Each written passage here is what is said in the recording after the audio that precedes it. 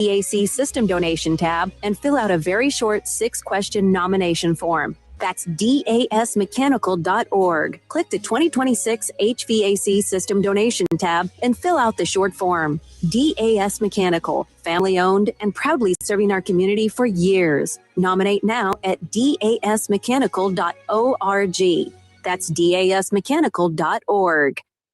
Are you SAC Alert? Have you signed up to receive emergency alerts via phone, text, email, or app? Well, what are you waiting for? Winter is coming, and that means there is potential for storms and flooding in our county. Don't get caught off guard or left in the cold. Get urgent storm evacuation and shelter information immediately sent directly to your device. Sign up today at sacramento-alert.org. Again, that's sacramento-alert.org. It's free, quick, and easy to do, and can literally be a lifesaver. Listen up, guys. Are you experiencing any of the following? Fatigue, less drive, poor performance? If so, you may be one of the nearly 30 million men in the U.S. today dealing with ED. But did you know you don't have to pay hundreds for a prescription anymore? And you don't have to deal with the hassle of seeing the doctor or the embarrassment of going to the pharmacy for a certain pill. Now, with one free call, you can find out how Herbal Verility Max can help you feel like a man again. For over a decade, Herbal Verility Max has helped guys just like you put a smile back on their face with improved performance and drive. Call today and ask about our buy one, get one free offer. 800-690-8445. 800-690-8445. 800-690-8445. That's 800-690-8445. We all want to look and feel our best. Sacramento Naturopathic Medical Center invites you to live your best life every day. There are simple, practical, and inexpensive changes that you can make in your life today that will elevate your life in so many incredible ways. If it feels like it's time to hit that reset button and start living your best life now, Sacramento Naturopathic Medical Center invites you to schedule a free healthy aging consultation with Dr. Dennis Godby, an accomplished author and expert in the art of aging gracefully. As we age, things change. We might start to experience lower energy, changes in mood, brain fog, or just a lack of motivation. And for guys, the onset of middle age can mean a lower libido and oftentimes ED. These things can usually be safely and easily treated.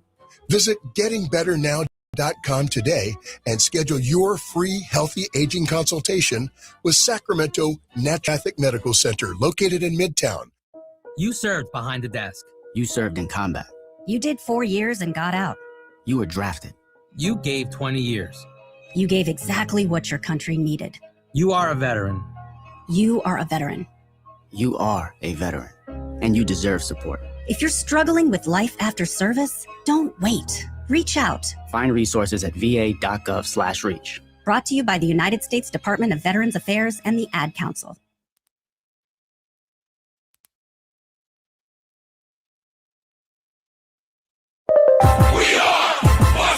And here's what you need to know. The Buffalo Bills are acquiring receiver DJ Moore from the Chicago Bears along with a 5th-round pick in exchange for a 2nd-round pick. New Orleans defensive end Cameron Jordan, who spent each of his 15 NFL seasons with the Saints, will hit free agency for the first time in his career. The Pittsburgh Steelers released veteran tight end Jonnu Smith. Seattle Seahawks linebacker Drake Thomas agreed to a 2-year, $8 million deal. Receiver Gunnar Olszewski is returning to the New York Giants on a 1-year deal. Big news out of the NBA, the Boston Celtics upgraded Jason Tatum to questionable for Friday's game against Dallas. Tatum has not played this season as he recovers from a torn Achilles. And Houston Astros All-Star and Dominican Republic shortstop Jeremy Pena will miss at least the opening round of the World Baseball Classic after fracturing the tip of his right ring finger. I'm Isaac Lowenkron. This is Grant's Back. Join the conversation every weekday afternoon beginning at 3 p.m. KSAC 890 AM Olivehurst, K284CM 104.7 FM Sacramento. Hello, Sacramento. Sacktown. And welcome in. Grant Napear. How you been? You know this guy. It's your show. So happy to hear you on the airwaves. 2+ decades on the radio with you. Just the start of an incredible journey. Now he's back on Fox Sports 104.7 FM and 890 AM. 3 to 6 every day, Fox Sports Sacramento. The phone number? 916-779-0929. His name? Grant Napear.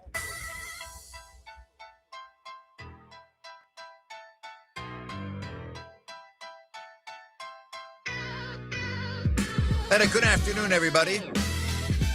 I want to start off the show with a guy that I'm thinking about right now, and my condolences and sympathy go out to one of the best in the business. He was supposed to be on with me a couple of days ago, and he texted me at night and said, I can't come on. My dad is taking a turn for the worse, and that is Kevin Harland, whose dad, Bob Harland, passed away today at the age of 89. Bob Harland is in the Packers Hall of Fame, and he's the only person, Kevin's dad, Bob, the only person in NFL history to hire two different general managers that won Super Bowls with completely different rosters. That would be Ron Wolf and Ted Thompson. So my thoughts are with Kevin, and down the road, I'll get him on my show. That is the least important thing right now. And I've known Kevin. Gosh, I met Kevin Harland back in 1988 when he was the TV voice of the expansion Minnesota Timberwolves, and he is just starting out. He was also the radio voice of the Kansas City Chiefs, and Kevin will come on and talk about this at some point, but Kevin used to, during grade school, go into the press box at Lambeau Field when it was empty and make believe that he was doing a play-by-play of NFL football. I mean, it's a fascinating story. So my thoughts with Kevin as Bob Harland is gone at the age of 89. Some big news today in the NBA, and it has to do with the Boston Celtics. Shams Charania of ESPN coming out talking about how the Celtics will have Jason Tatum back in all likelihood on Friday.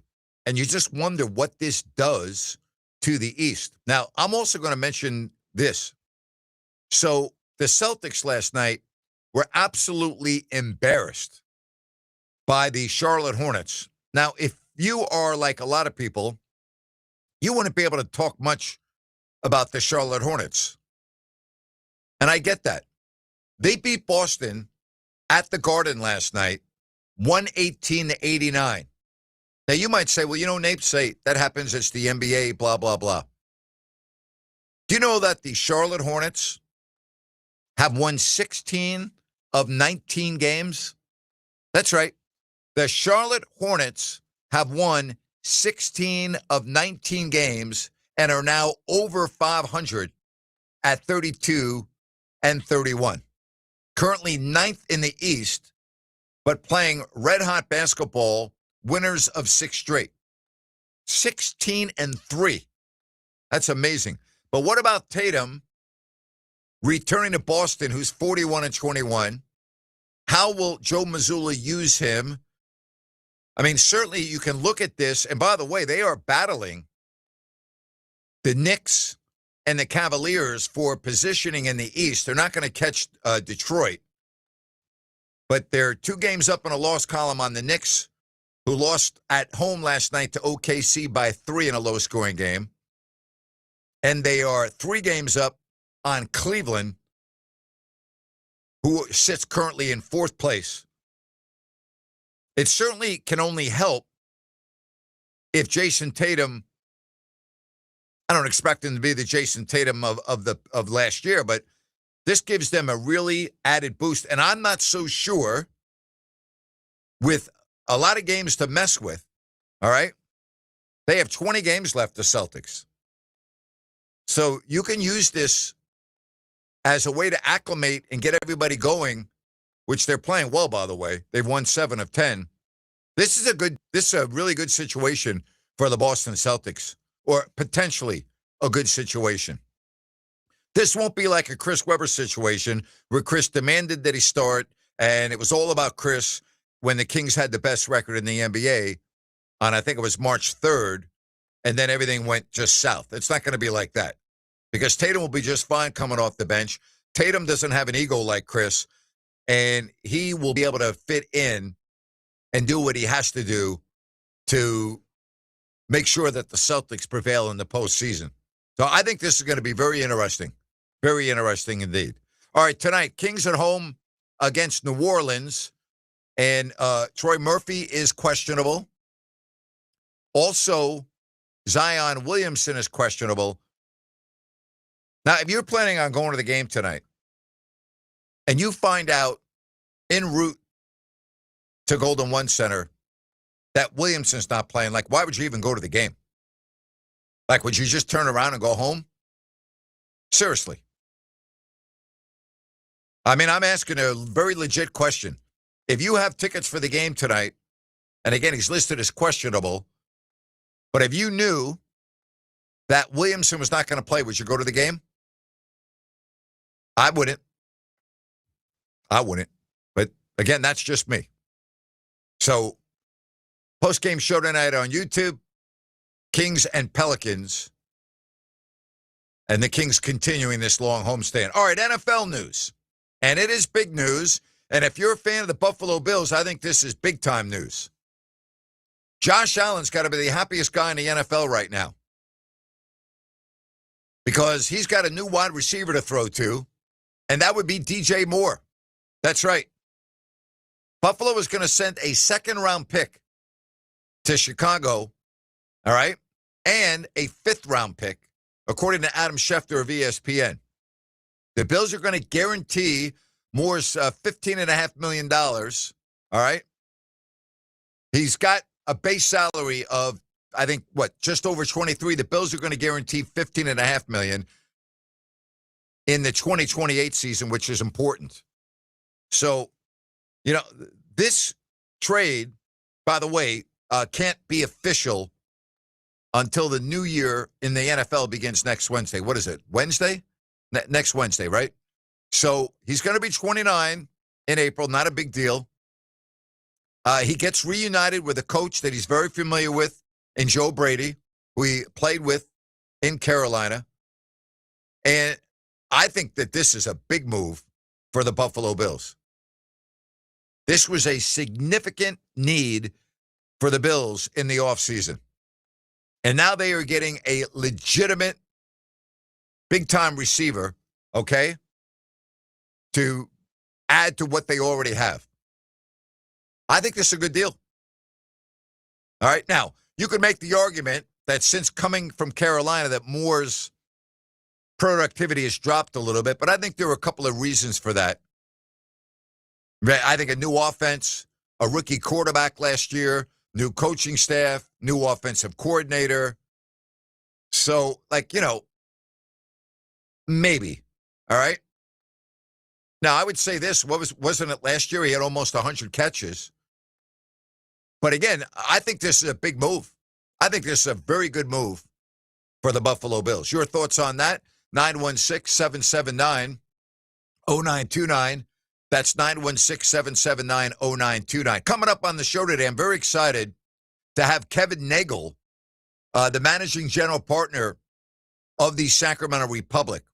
And so what I want to talk to Kevin about, and I hope you can really join me, he's going to be on right after Grant's rant, is what's going on with the Republic as they get things going this weekend right here in Sacramento. But is the MLS still on the table? I want what's going on at the rail yards, okay? I want to know, like, the new president of the Republic. You know, does that change anything? I just wonder, okay, if things are smooth sailing, and I'm going to have Kevin on to talk about that. So that's coming up right after Grant's rant. All right? That is coming up right after Grant's rant. And the rail yards, right? That beautiful facility, which should be good to go by the season of 2028. That's going to be so awesome for Sacramento. So Kevin Nagle is coming up And if you have any questions that you want me to ask Kevin, hit me up on the text line. All right? Same number, 916-779-0929. Hit me up. You can send me a message. Or you can send me a message via our stream on YouTube, Fox Sports Sacramento YouTube page. So whatever works best for you. All right? Again, Saturday, Cal Expo, the Sacramento Republic in action. Boy, what a beautiful weekend of weather we have planned here. It's awesome. By the way, if you came out to Bennett's yesterday, thank you very much. It was great seeing everyone out there. My thanks to Brian Bennett for his hospitality and setting us up out there at Bennett's. And yes, by the way, Rhino, I just want to let you know, I did indeed have the Prime New York last night, medium. Well done. Yeah, no, it wasn't well done. It was medium. No, I'm telling you. I know. Yes. But yeah, I got you, brother. That would be a sin to get that steak well done. Mix it in with some Brussels sprouts and the toast. Yeah, I only went with the steak last night. I didn't have any sides. Oh. Yeah. Because it's such a big entree. As a matter of fact, I let another individual at the table, I let him take home like 1/3 of it because I couldn't eat it all. Now, you know what I'm talking about. I know exactly what you're talking about. It's really, in all honesty, and it says so on the menu, serves 1 to 2 people. It really serves 2 people. No doubt about it. Right. It's too much for one person. They look like little tri-tips coming out. Oh, my They're gosh. tender, like none other, melts in your mouth. It is so good. So, and I had the mushroom soup for lunch yesterday. So I'm all good. I was like, wow, what a great day for me. Yeah. It's good eats. It is. It is good eats, no doubt. So, again, if you want to get on the show, 916-779-0929. That's 779-0929. I hate to keep on bringing this up because I talked about it on my radio show yesterday. But as I was walking out of the restaurant last night, I had an individual come up to me and say hello and said, was talking about listening to the show. And he said, hey, I don't call into your radio show, but I heard you asking about being a season ticket holder and I was going to renew or not. I heard you asking. Well, and he said, I've been a season ticket holder, he said, for 22 seasons. And he said, I'm out renewing my tickets. And I'm just like, wow, there are a lot of people that I've run into or heard from that are not renewing their season tickets. That's alarming. Let me rephrase that. That should be alarming if you are working in the Sacramento Kings business side of things. That is alarming. Now, Ryan, you have talked about this, and I have talked about this, right? This fan base is like licking their chops for anything they get excited about. Yes. Battling for scraps. Yes. And if they were able to get the number 1 or number 2 pick in the draft, and I don't want to say I would exclude number 3, but let's just keep it to 1 and 2. Mm-hmm. I would think that would create some excitement, and I think it would have the phones ring a little bit over at the Kings offices. Agree or disagree? 100%. Absolutely. You're going to have a group of fans that say, all right, let's get in early, right, on what this team could be, whereas you have the fans that have had tickets for this season and last season, and it's just been a disappointment in the end, that are like, you know what? I'm done. But having the first pick is also going to bring a lot of media attention on this team for better or worse names. Yep. So right now, again, I know the draft's not until June, and I know it's only March 5th. But right now it looks like AJ DeBansa is going to go 1. Yeah. And then there's a lot of, I guess, debate about Kansas's Darren Peterson. What is interesting to me, most people that I read and hear about, they think he is the biggest star in the draft. Does that make sense? Yeah. Right? Most upside. Right. Yeah. Thank you. That's a good way of saying it. Most upside. Then you've got Cam Boozer, and then you've got Caleb Wilson, who's still out for North Carolina. It appears in any particular order, that could change, but sure. Right now, before the tournament even begins, as we get ready for conference tournaments, Ryan, it appears that those are going to be the top 4 names in the draft. Yeah, I don't think you might hear a little bit of guys moving up past that, or up until those 4. Yes. After the tournament. Yes. But I don't see how you go outside of those 4. I don't think so. So to me, if you have a top 4 pick and you're Sacramento, which I'm almost sure they're going to have, you're going to have one of those 4 players on your roster. Absolutely. And Darren Peterson's interesting because yesterday we heard from OP about how it's effortless for him to score. But I go back to he's kind of caught in the middle with his size, and OP acknowledged that, Grant. It's different getting your shot up in the league versus college. Yeah. Well, I guess the nice thing is it's March. The ping pong balls will come out in May, and then you can figure it out before the draft in June. I just hope this team, no, not this team, this fan base does not get a fate that is outside of those top 4 picks. Yep. That would be crushing. Disaster. Yes. Yep. Say, Grant, super excited about the Bills signing of DJ Moore. I think Brady will, they didn't sign him. They're going to trade for him. I think Brady will utilize him as much as he can in their offense with Josh Allen. Josh finally has a true number 1 legit receiver. As you know, the Bulls definitely needed a number 1 receiver heading into this season. That's exactly right. And so when the football, by the way, next Wednesday is going to be off the charts in the NFL. Just wait what next week is going to seem like in the sports world. It is going to be NFL talk around the clock for several days. And that's with conference tournaments going on and everything else. It is going to be big time news when the new year starts. Free agency, signings, it's going to be crazy. All right, partner. Bold prediction. Yes. Will Max Crosby be a Raider after next Wednesday? Yes. But he won't be a Raider after the NFL draft. Okay. Correct. All right. What say you?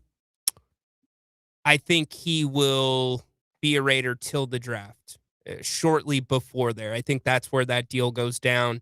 I don't know. There might be a team. You might get somebody that will give up 2 first-round picks just because of how impactful he is. Boy, that's a lot to do for a 29-year-old. And again, I don't want to make him an old man. He's still outstanding. That's a lot. Depending on where the picks are. Exactly. Right. Bingo. Yep. Spot on. Yep.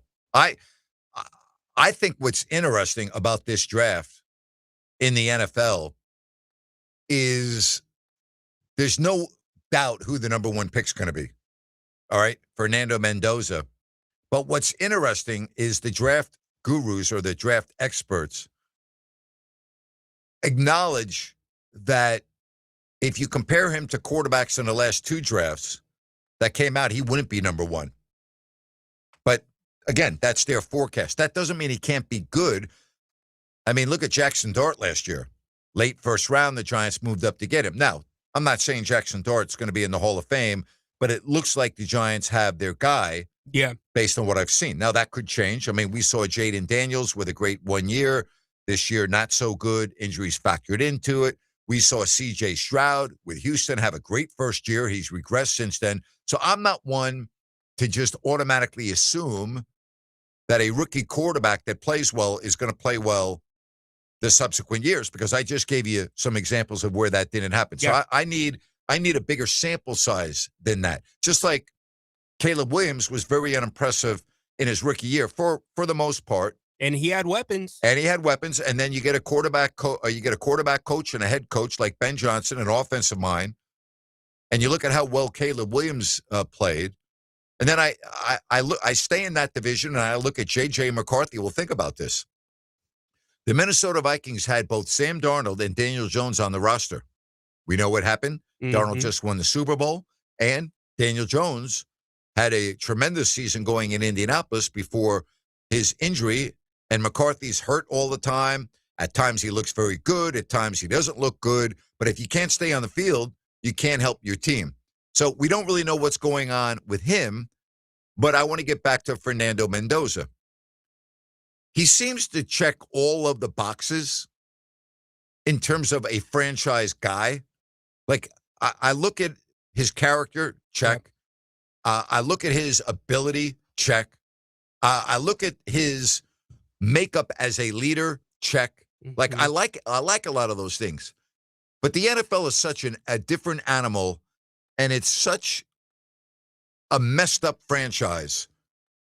And here's the other deal, Ryan. Let's say that they trade Max Crosby, and let's say for just to have fun, they get a number 1 and a high number 2 and some other picks, right? Yeah. In the NFL, again, you got Gentry last year at running back, right? Yep. Ashton Genty. You have, if you hit on the quarterback, that's if you hit on the quarterback, and you draft well with the other picks. In the NFL, it really doesn't take that long to go from really, really bad to pretty good. It happens overnight. Look at some teams this year. We've seen it. We see it every year.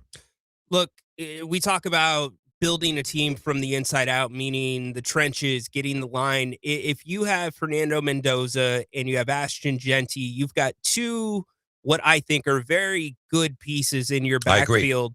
So if I'm the Raiders, I'm not as concerned about filling out the edges. It's about protecting. I agree.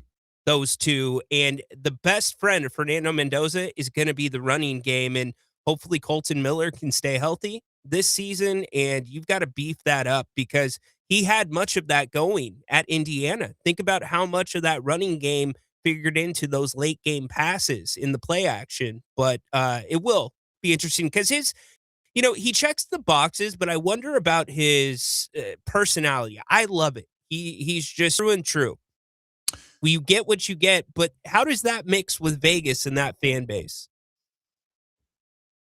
Fans want winning football. Yeah. I'm not worried about a person's, whether his character fits in with the quote-unquote image of the Raider fan. I don't give a damn about that. I care about whether he can win football games. Yeah. Because Raider fans wouldn't care if Mary Poppins is the quarterback if she's winning football games. Mary Poppins. There you go. You know who Mary Poppins was? Yeah, she had like an umbrella and she was in some movie. Yes, she's very famous back in my day growing up as a kid. But again, they don't care. If they win, they don't care. Yeah. He's got a touch of... Rich Gannon didn't fit the quote-unquote Raiders mold of what you're talking about, that image, and he was the MVP of the league. Yeah, it's a great point. It's a great point. So I'm one that always likes to stay tuned and see what happens. Speaking of stay tuned for Kevin Nagle. He is going to be coming on right at 5:02 or 5:03 after my rant. DAS Mechanical. It was great to have Nick Delancey, the owner, on my show yesterday talking about their donation. You or someone else or a veteran, you can nominate by going to dasmechanical.org. Just click on the tab, the 2026 HVAC donation. Fill out a quick form and nominate an individual for a free heating or air conditioning unit with installation. That's right. You heard me correct. dasmechanical.org, and they will be donating with installation a free heating or air conditioning unit. dasmechanical.org and DAS for all of your HVAC needs. Serving Sacramento and Placer counties. Family owned. They are awesome. Make sure if you ever need HVAC help, keep in mind DAS Mechanical, dasmechanical.org. When we come back, phone calls, text messages, 916-779-0929 on this Thursday edition of the Grant Napear Show. We are the You've been saying you're going to pay better attention to your home's honeydews. Check one off your list right now by calling Gabrud Services to schedule a 12-point inspection of your home's electrical system. The safe rule of thumb is every 5 years for an inspection. If it's been 5 years or more, call Gabrud's now. A qualified technician will provide a thorough inspection of the electrical system to ensure it's safe or alert you to potential problems. At Gabrud's, electrical work is all we do. We are the area's recognized experts for anything electrical, and our number one priority is ensuring your home and family are safe. You've been saying you'll pay better attention to your home. Stop saying it. Make the call to Gabrud's. Talk with a real person and schedule your 12-point inspection today. Gabrud's, locally owned for more than 30 years. G-U-B-R-U-D-S. Call the good dudes at Gabrud's, G-U-B-R-U-D-S, Gabrud's.com. We all want to look and feel our best. Sacramento Naturopathic Medical Center invites you to live your best life every day. There are simple, practical, and inexpensive changes that you can make in your life today that will elevate your life in so many incredible ways. If it feels like it's time to hit that reset button and start living your best life now, Sacramento Naturopathic Medical Center invites you to schedule a free healthy aging consultation with Dr. Dennis Godby, an accomplished author and expert in the art of aging gracefully. As we age, things change. We might start to experience lower energy, changes in mood, brain fog, or just a lack of motivation.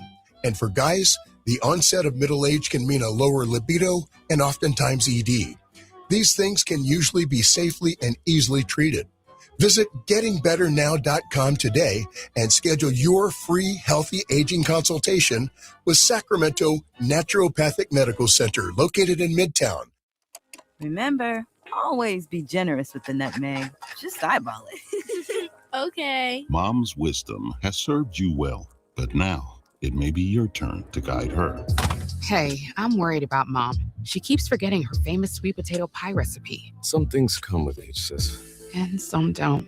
Knowing the early signs of Alzheimer's in a loved one will help you make the best decisions for your family. Visit 10signs.org to learn the signs. Brought to you by the Alzheimer's Association and the Ad Council. Snakes, zombies, public speaking. The list of fears is endless. But the real danger is in your hand when you're behind the wheel. Distracted driving is what's really scary and even deadly. Eyes forward, don't drive distracted. Brought to you by NHTSA and the Ad Council.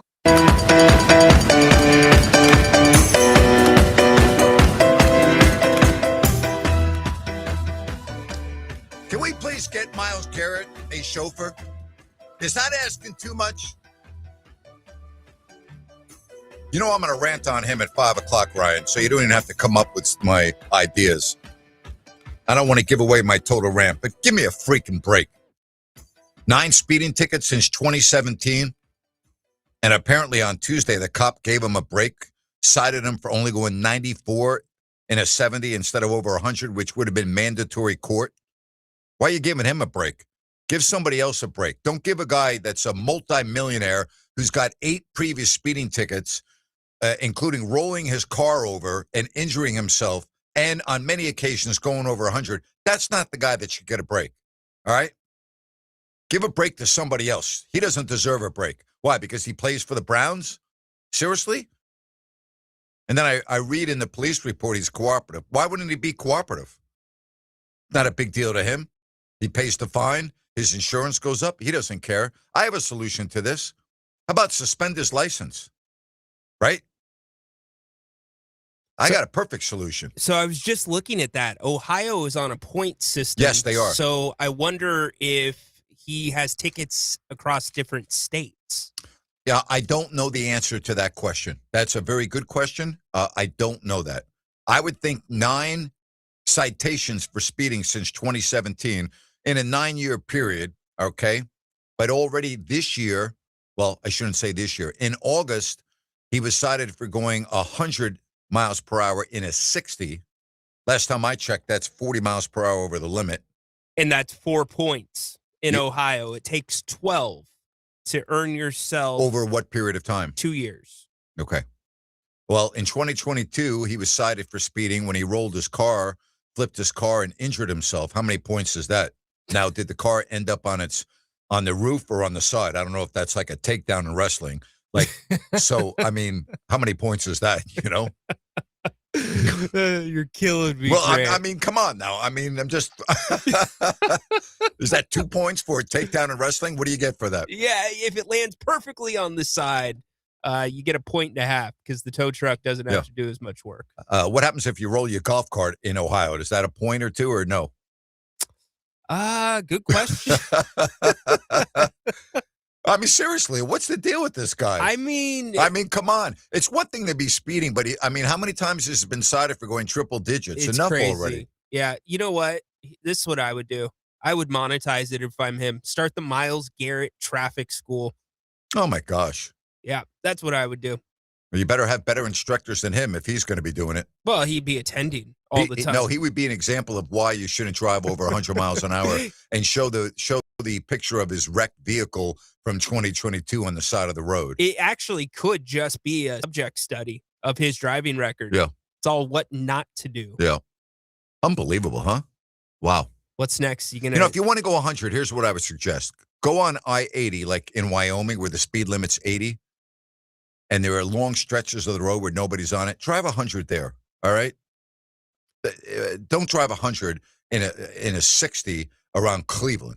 Yeah, look, we've all been in that spot. Like if you're driving to LA and you're in between here and Kettleman City, like the new cars, you don't feel like you're going as fast. What's the speed limit on that stretch? 75? I think it's 70. Okay, well, you know, on I-80, there are many stretches where the actual speed limit's 80. Yeah, I drove through it in Utah. I love it. Yeah, it's great. And a lot of times there's not a lot of vehicles on the road.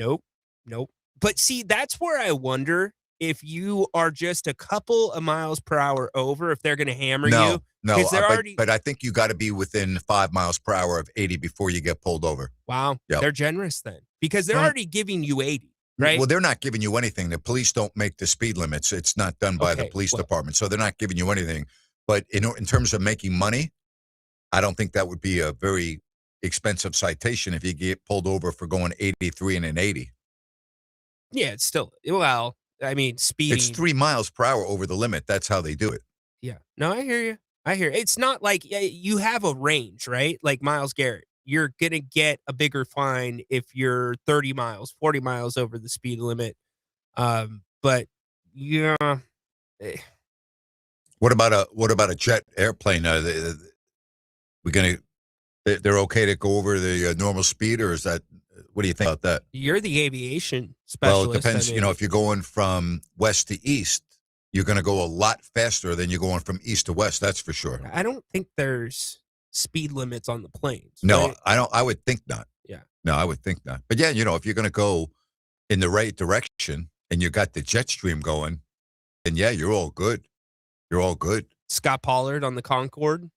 Yeah, well, Scott Pollard on the Concorde. Now that's that's completely different because you're going, the speed of sound. I mean, that's insane. You're breaking the sound barrier. You have to go very high. That's very high in the sky and you can only go the speed of sound over the ocean. You can't go over that on land because of the sonic booms.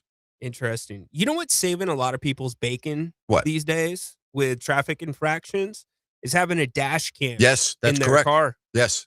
I just saw a guy that's very true. I'm glad you brought that up. The police officer pulled him over and he's like, hey, the reason I stopped you was you weren't wearing your seatbelt. He's like, I've had my seatbelt on the whole time. Here's the camera footage. Wow. Yeah. Okay. It's actually a smart idea. Yeah. Saves your insurance too if you get in an accident. All right. And it's not your fault. So just to give you an idea of what you were talking about, right? Like, you talk about the difference in flying at a certain speed at a certain direction, right? Yeah. So I'm looking right now. There's a flight en route from Hong Kong to San Francisco going 522 knots. I don't know what that translates into miles per hour. The plane going the other direction is going 444 knots. So it's an 80 knot difference. How much is that? What's 80 knots in terms of MPH? Looking right now. Okay. I got a text message from my dad. Yeah, your dad would know this. Yeah, he said there actually is a speed limit domestically for the airplane. Yeah, domestically, but not over the ocean internationally. No. Right. Yeah. So what is 80 knots to miles per hour? Looking right now. Okay. It is, drum roll please. Yeah. 92 miles per hour. All right, so we rounded off to 100 miles per hour. So it's 100 miles per hour faster going west to east over the Pacific Ocean than it is east to west, which on a 15-hour flight, because I always studied this stuff, is the difference of 3 hours. It's pretty good.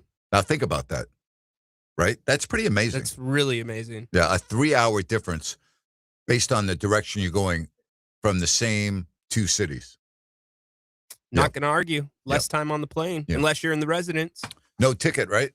You're not in the residence now. There are no residence planes flying anywhere in the world or the lounge at Emirates because there were no flights until at least March 7th in the United Arab Emirates. Wow. Unless it's a cargo plane. I did see that Air Dubai had a couple of flights today, which I was shocked by. I got to tell you, and I mean this, and now we're serious because, this is my travel segment. Right. If you were in that region of the world, as much as you would probably like to leave, if there were a few flights leaving, how nervous would you be taxiing out to that runway, taking off, and being in that airspace for the time that it takes to get out of that airspace? That would be nerve-wracking to me. I mean, I don't ever get nervous when I fly, and I really mean that. I've never once been nervous when I fly or take off or anything. Can you imagine that, though? I'll be very serious with you. That would make me very, very nervous. That would make me very nervous. Yeah. Do you think there's any way that airspace could be a little more secure than you think? I take that back. Now they have opened up the airport in Dubai. I'm looking at the planes, and there's quite a bit going in and out of Dubai right now. So that airport is currently operational, and yep, I'm looking at it right now. Not a lot, but there are some flights. There are some flights. You know what? That's good. I like to see that. And I'm looking at Abu Dhabi, and that airport is open too. There you go. Not a lot, but it's open. There you go. Yeah. I know they started chartering That's some correct. people out Yeah. yesterday. I guarantee all of Americans. these flights are packed. Like the Airbus A380 that just took off from Dubai 22 minutes ago, an Airbus A380. It's at 23,600 feet currently. Took off 20 minutes ago. All right? Yeah. That plane is packed. I guarantee you that plane doesn't have one empty seat on it. I wonder how hard it was to get on that plane. Dubai to JFK, Oh, Airbus A380. Took off 26 minutes ago. It's at 31,000 feet. I guarantee you there's not one seat open on that airplane. not a Guarantee chance. it. You don't care where you're at on the plane. I would sit in the bathroom. Right. I don't care. First of all, the bathrooms on Emirates are beautiful. Give me a seat in the bathroom. I don't care. Exactly. Okay? Hey, I'm not kidding you. I'm like, first time I was on an Emirates Airbus A380, oh my God, I was like, oh my goodness gracious. All right, enough of that. We'll get back to, I want to get your take on some things going on with the Kings, and that's coming up next right here on Fox Sports Sacramento.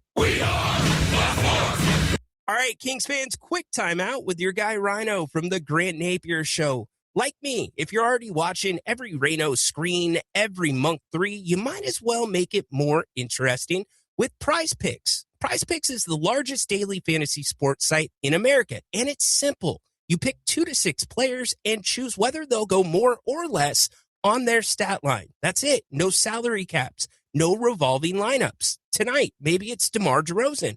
Points, more. Maybe it's Dylan Cardwell. Rebounds, also more. Maybe you fade somebody on the other side, like me.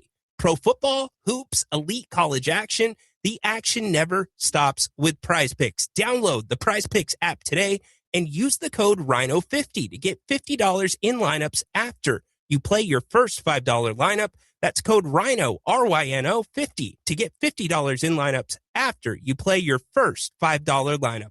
Prize Picks. It's good to be right. Okay, we are running a car drive right now to help veterans all across America. So if you have an old car, truck, or van, even a motorcycle or an RV sitting around, you can right now give it away and help the vets. They really need your help. And your car will help support the vets and their families. And guess what? You even get a tax donation. Plus, we'll even come and pick up your car for free. And all you've got to do is pick up your phone right now and make a free call. Now is the perfect time to do something good for the vets. Give back to the vets right now for all they've done for this country. And your old car can really help them. So call the Veterans Car Donation Program right now for free pickup of your vehicle. Help the vets and help your taxes at the same time. Call right now. 800-598-0539. 800-598-0539. 800-598-0539. That's 800-598-0539.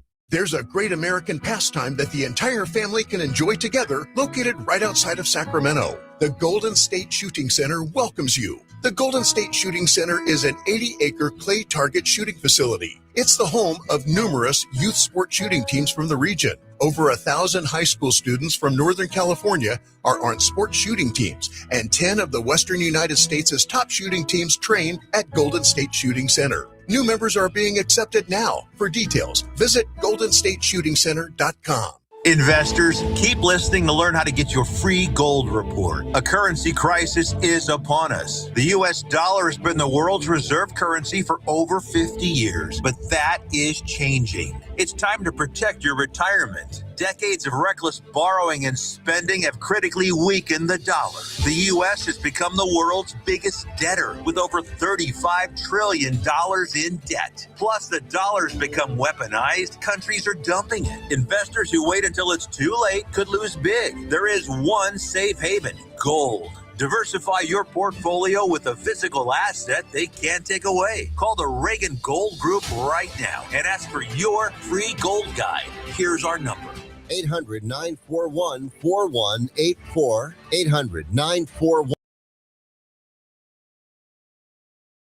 800-941-4184. That's 800-941-4184. Out here in the middle of all these acres, it can feel like you're the only person on earth. And sometimes that's how it feels when you're going through tough times. Trouble sleeping, your mind racing. So what do? We get help. There are people in our community who are here for us. Sometimes just talking to someone can make all the difference in the world. Find more information at loveyourmindtoday.org. That's loveyourmindtoday.org. Brought to you by the Huntsman Mental Health Institute and the Ad Council.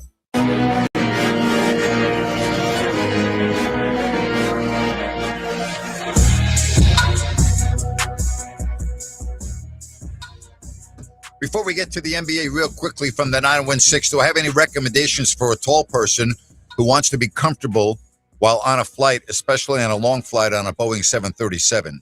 Well, comfortable may be a little stretch, but yes, just pay extra for an emergency row seat. That makes all the difference in the world. Pay a little extra. It's worth it, especially on a long flight. I do it all the time if I'm on a long flight. It makes a big difference. All right, so I want to talk Kings, but I want to talk the rest of the NBA.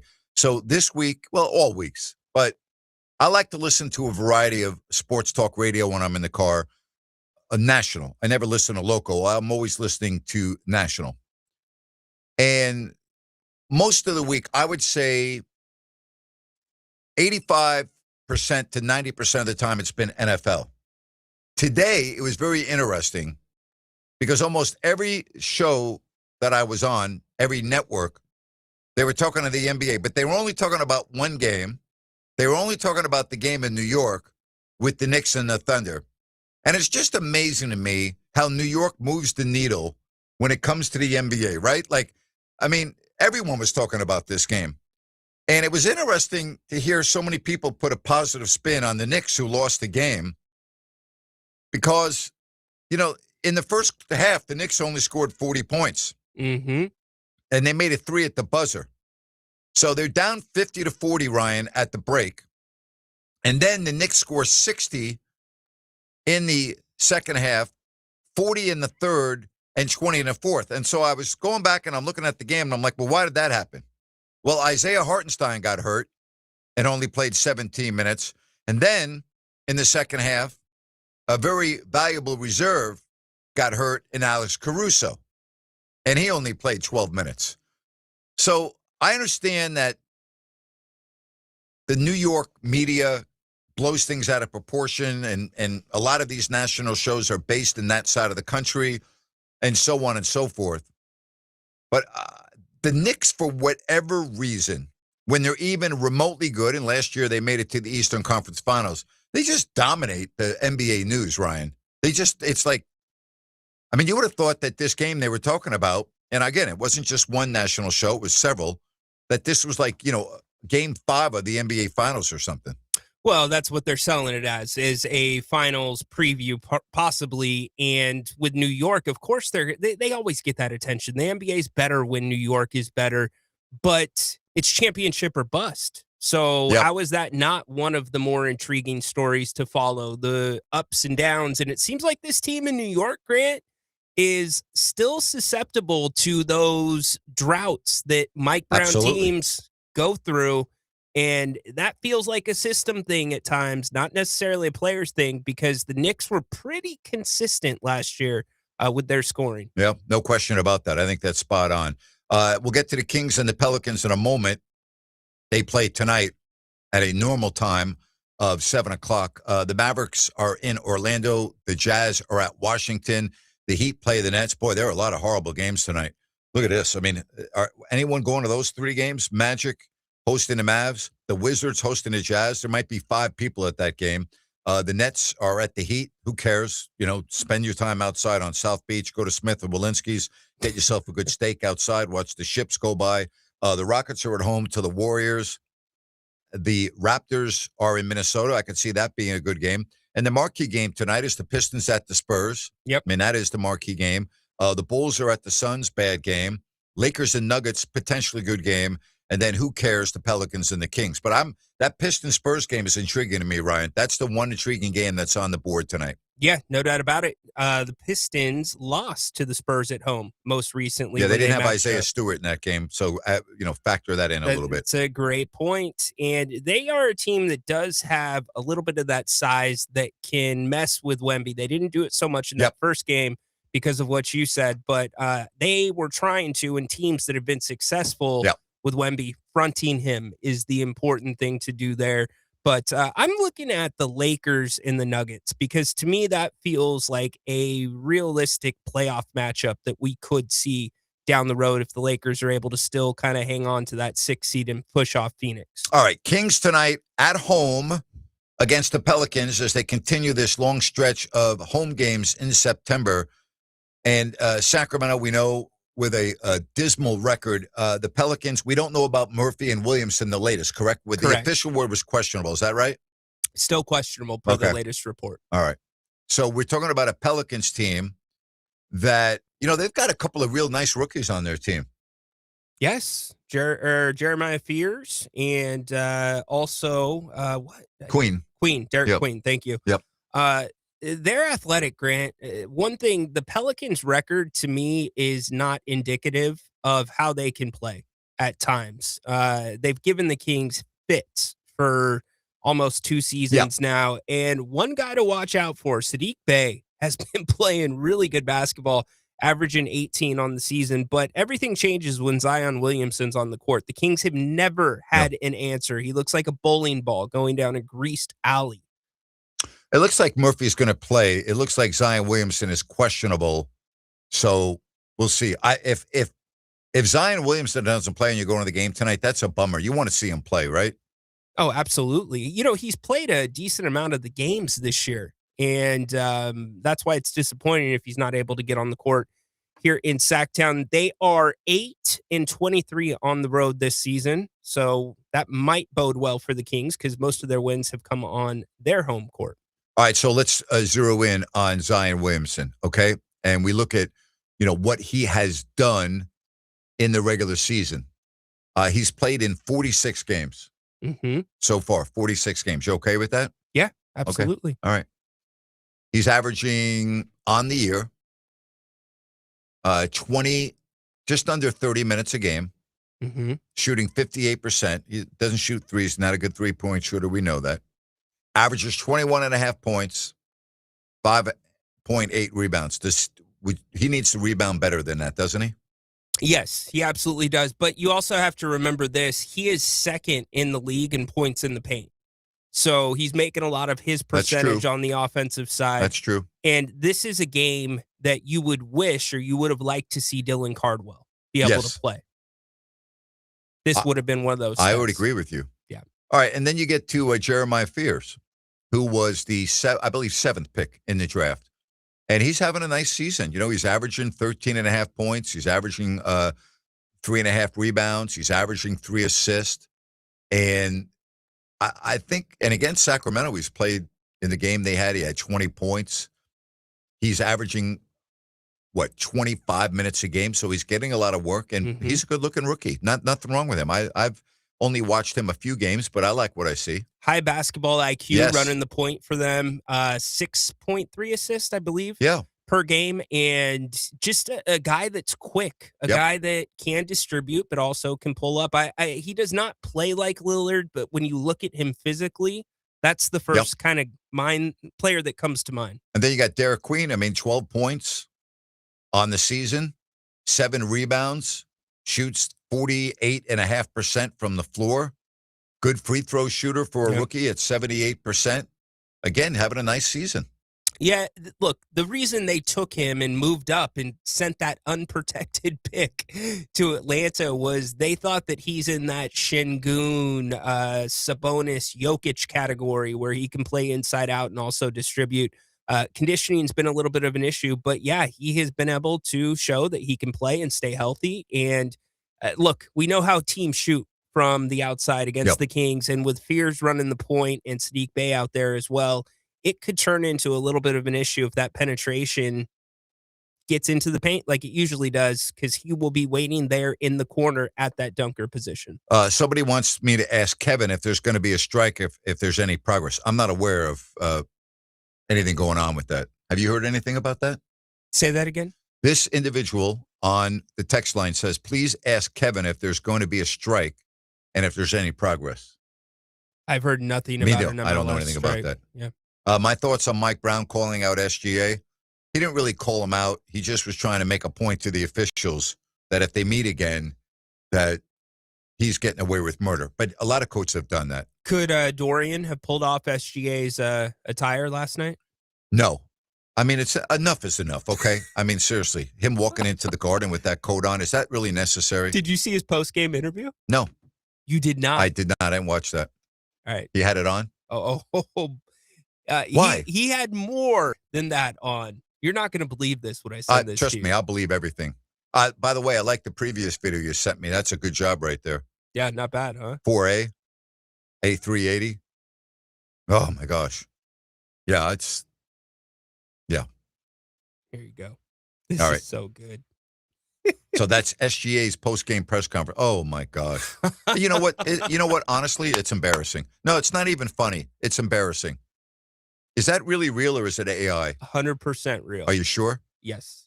I mean, that's embarrassing. There's just no other way to say it. It's embarrassing. And SGA is a class act. He's a family man. He's an ambassador for the league. I mean, I don't even really like criticizing the guy because he's so good. But I mean, that's embarrassing. Come on. No, really, it's embarrassing. There's no other way to say it. It's embarrassing. It's ridiculous. It's absolutely ridiculous. I mean, it looks nice and comfy. Looks like one of those, what do they call them? Snuggies? A Snuggie? Isn't that what it's called? Snuggie? Yeah. Well, it's embarrassing to me. That's what I would tell you. I thought of Wizard of Oz when I saw that. The Wizard of Oz? The lion. The man. lion? Yeah. The lion looks a lot better than that. Man, that's brutal. Come on. Give me a break. Wow. And again, I have a real problem criticizing anything an SGA does because the guy's so good and he conducts himself well and everything. But I mean, give me a break. Really? Can we do better than that, please?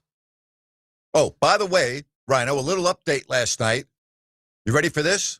Remember when I said that I'm jinxing the Vegas Golden Knights after having George on. They lose to Washington by a goal.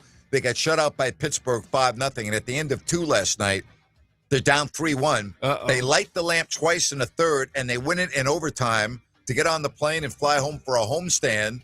So they get off the schneid. So I said, Georgie, that may be the most important 25 minutes your team plays all year. He goes, yeah, I don't disagree with that. I said, Olympic hangover? He said, yeah. Said, we had 9 guys playing in the Olympics and 5 in a gold medal game. So, yeah, I got it. There you go. Not on you. Good job. Absolutely. So I didn't want to take the responsibility for the Vegas Golden Knights getting through a bad stretch there. All right, hour 2 straight ahead. Kevin Nagle in hour 3 right here on Fox Sports Sacramento.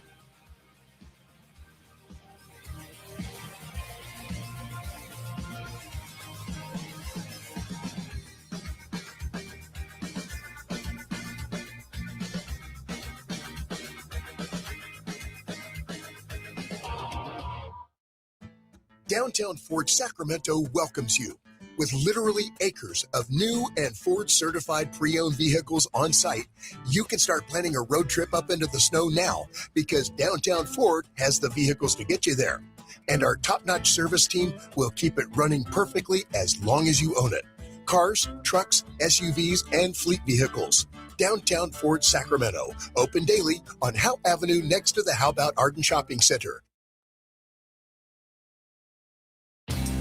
You've been saying you're going to pay better attention to your home's honeydews. Check one off your list right now by calling Brood Services to schedule a 12-point inspection of your home's electrical system. The safe rule of thumb is every 5 years for an inspection. If it's been 5 years or more, call Gabroods now. A qualified technician will provide a thorough inspection of the electrical system to ensure it's safe or alert you to potential problems. At Gabroods, electrical work is all we do. We are the area's recognized experts for anything electrical, and our number one priority is ensuring your home and family are safe. You've been saying you'll pay better attention to your home. Stop saying it. Make the call to Gabroods. Talk with a real person and schedule your 12-point inspection today.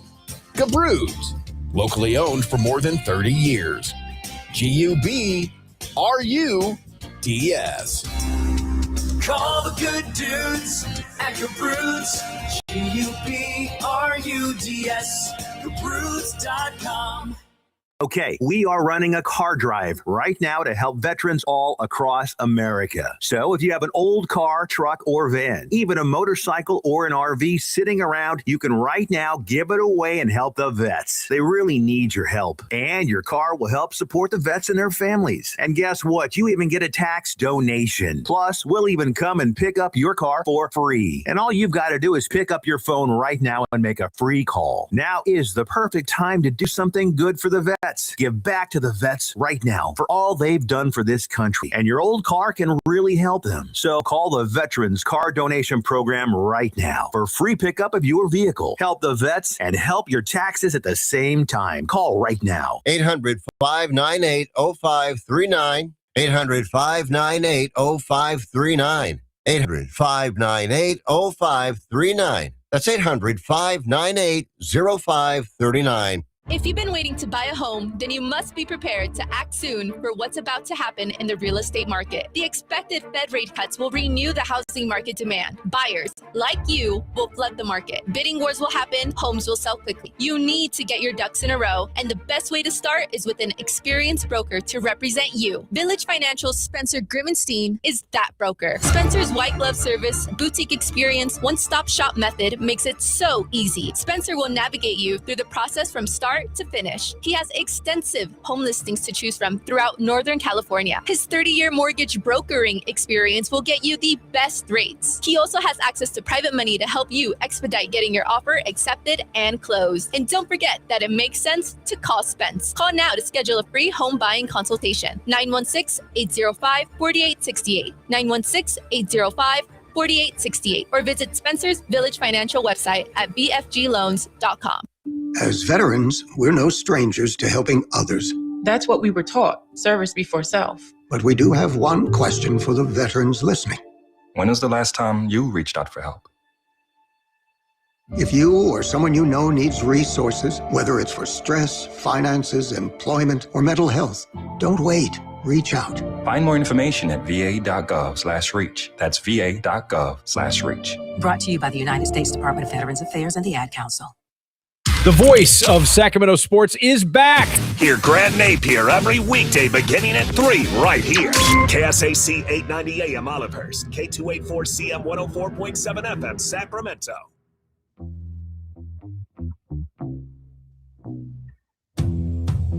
I want to say a big thank you to some of my listeners who brought this to my attention that I was not aware of, because they are spot on. As of today, USL championship players have authorized a strike if a new collective bargaining agreement is not reached, which could threaten the start of the season. They are asking for, or negotiating, I should say, same thing, better wages, Ryan, health insurance, and professional standards because the previous contract expired December 31st. Now, they authorized a strike last week, but the union did not call for a work stoppage. And the union and the league are using a federal mediator as the negotiations continue. So we'll see what happens here. It's really interesting that this did not break before the start of the season, because the season's only a week away. The Republic plays Saturday night. They play Saturday night. Right. So the Here fact in that, Sacramento. Right. So the fact that this is just coming to the surface now is very interesting. Key demands include increased minimum salary, $40,000 plus, standardized health insurance. So standardized health insurance, okay. Improved housing, better licensing rights. That's according to ESPN and The Athletic. Now, if a deal is not reached, the opening weekend could, the key word here is could, be affected. It seems like the two sides, based off of the fact that they have the federal negotiator, the fact that they were this far down the road and the work stoppage just was announced, or the strike was announced, if a deal's not reached, it feels like they'll probably come together and get They this have to. done. If they're not, they're stupid. You know? Yeah. I mean, they would be out of there. And I don't know enough about the league. Yeah. But here's what I do know. Be careful. Okay? Don't ruin a good thing. Be careful. Just like the WNBA. If the WNBA goes on strike, they should have their heads examined. Oh, my God. No, I'm just telling you. 100%. They should have their heads examined. Grant, they're asking in the WNBA for housing. Housing? Housing. Yes. Housing. Wow. Housing. That's right. So I asked for housing when I negotiated my deal here. They said no.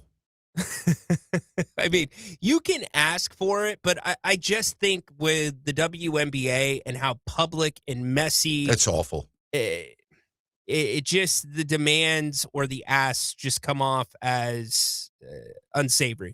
I don't know enough about the USL to talk as an educated person in terms of whether what they're asking for is unrealistic or not. And I don't have a good enough pulse as a non-soccer follower, okay, as it relates to all of that. But the WNBA, they're going to lose a lot of fans if they go on strike. Arguably, they, even though are going through this, have the most momentum they've ever had. Yep. You can't allow that to stop. And remember, Unrivaled, the other league, is still rolling. So that would just put the ball right in that league's lap. Yeah. 916-779-0929. That's 916-779-0929. And again, I really want to say thank you to members of the audience that brought that to my attention. I was not aware of that. Great timing to have Kevin on. You think? As well. Yeah. I was not aware of that. I had not heard anything about that, Ryan. I got to tell you, I had not heard anything about that. Which means it's probably being handled the correct way. You know what I mean? Yeah. Yeah. It's not like the WNBA. Well, yeah, but they don't get the USL is not exactly big news around the country. That's not something that's going to be talked about. Yeah, but I think, correct. You're right there. But I would think the USL is profitable. I would think so. Listen, here's what I know. I know in Sacramento it's great. Yeah. And I know the fans love it. The SAC Battalion, they're hardcore fans. Yeah. And you know what? They do a fabulous, first of all, the team is competitive almost every year. They put a really good product out there. The fans respond. It's a great place to go. I mean, you've been out there. I've been out there. I love going out there. I mean, it's a tremendous atmosphere at the Cal Expo site. They're going to have a new stadium in 2 years. There's a lot of good things, like I would say mostly good things about the Republic in this community. I don't know about other cities because I've never been to a USL game in other venues around the country. I've only been to it here. What I know is it works very well here. It's perfect. Yeah, it is. Thank you. Perfect. You're exactly right. It's the sweet spot. And that's why it's really interesting when you talk about moving up to MLS, because sometimes the Republic play MLS teams in different tournaments and beat them. I feel like they have found their sweet spot with what they're doing, moving to the rail yards, the fan base, like you said, the youth programs that they're doing. Wow. So we'll see. We'll see. Kevin Nagle, by the way, is going to be on in about 1 hour.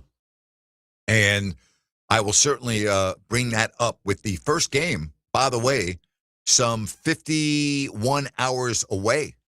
I mean, it's Thursday. All right? It's Thursday, and here we go. Let's go. Get it done. Let's go. Get on the pitch. Let's do it. Let's do it.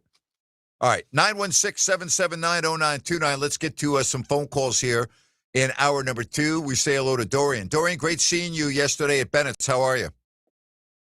Rhino, what's up, man? Those are always good times, man. I really enjoy the meetups. I know this is the second time you've done it. Obviously, back in September when Jerry was around. Jerry came out.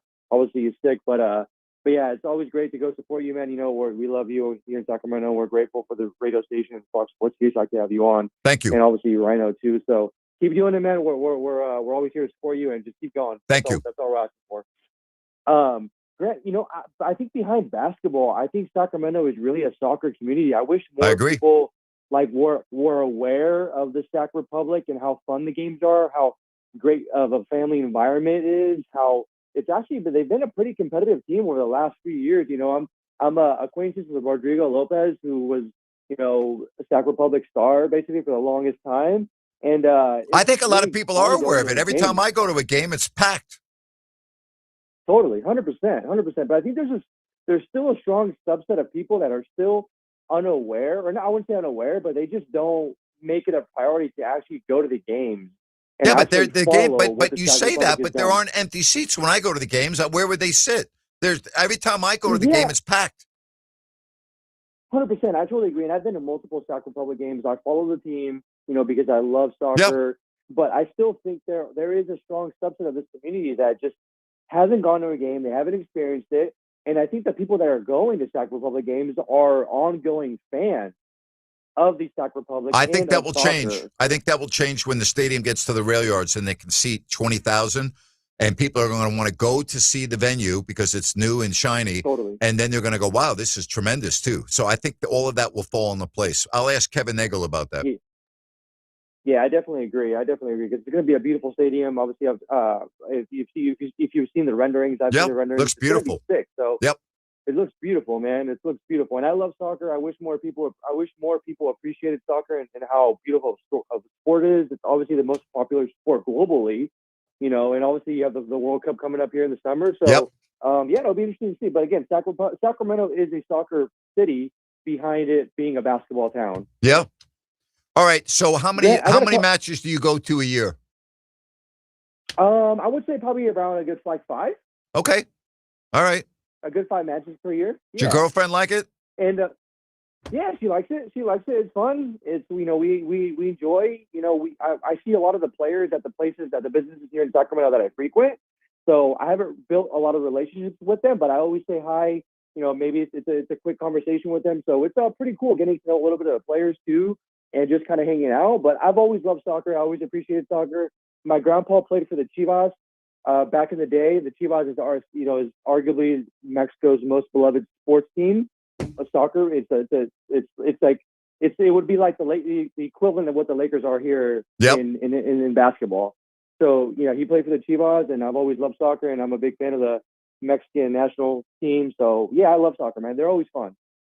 All right, fair enough. On a scale of 1 to 10, where's your interest for the World Cup?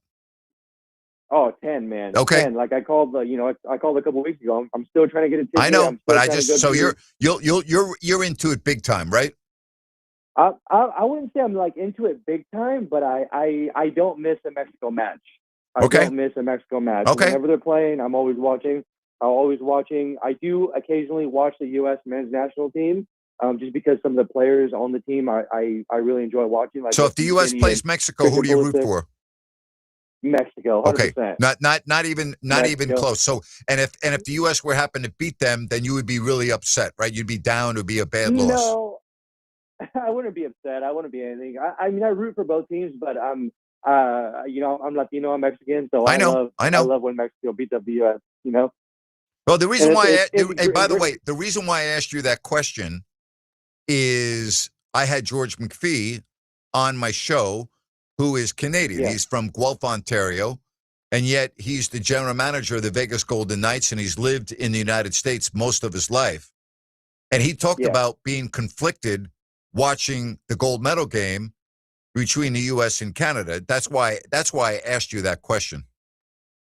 Totally, for sure. I think just because of my grandpa playing in Mexico, and both my parents are Mexican immigrants, and immigrated to the U.S. obviously, and obviously I was born here, but I just love I love Mexico and everything about Mexico, and the soccer, the sport of soccer is just such a beautiful place or sport. But Grant, I've been to hundreds of Kings games, like hundreds, probably in the thousands now since I was a kid. Yep. I'm a loyal Kings fan. I got a Kings tattoo, but the most. And I went to every playoff game against the Warriors here at home.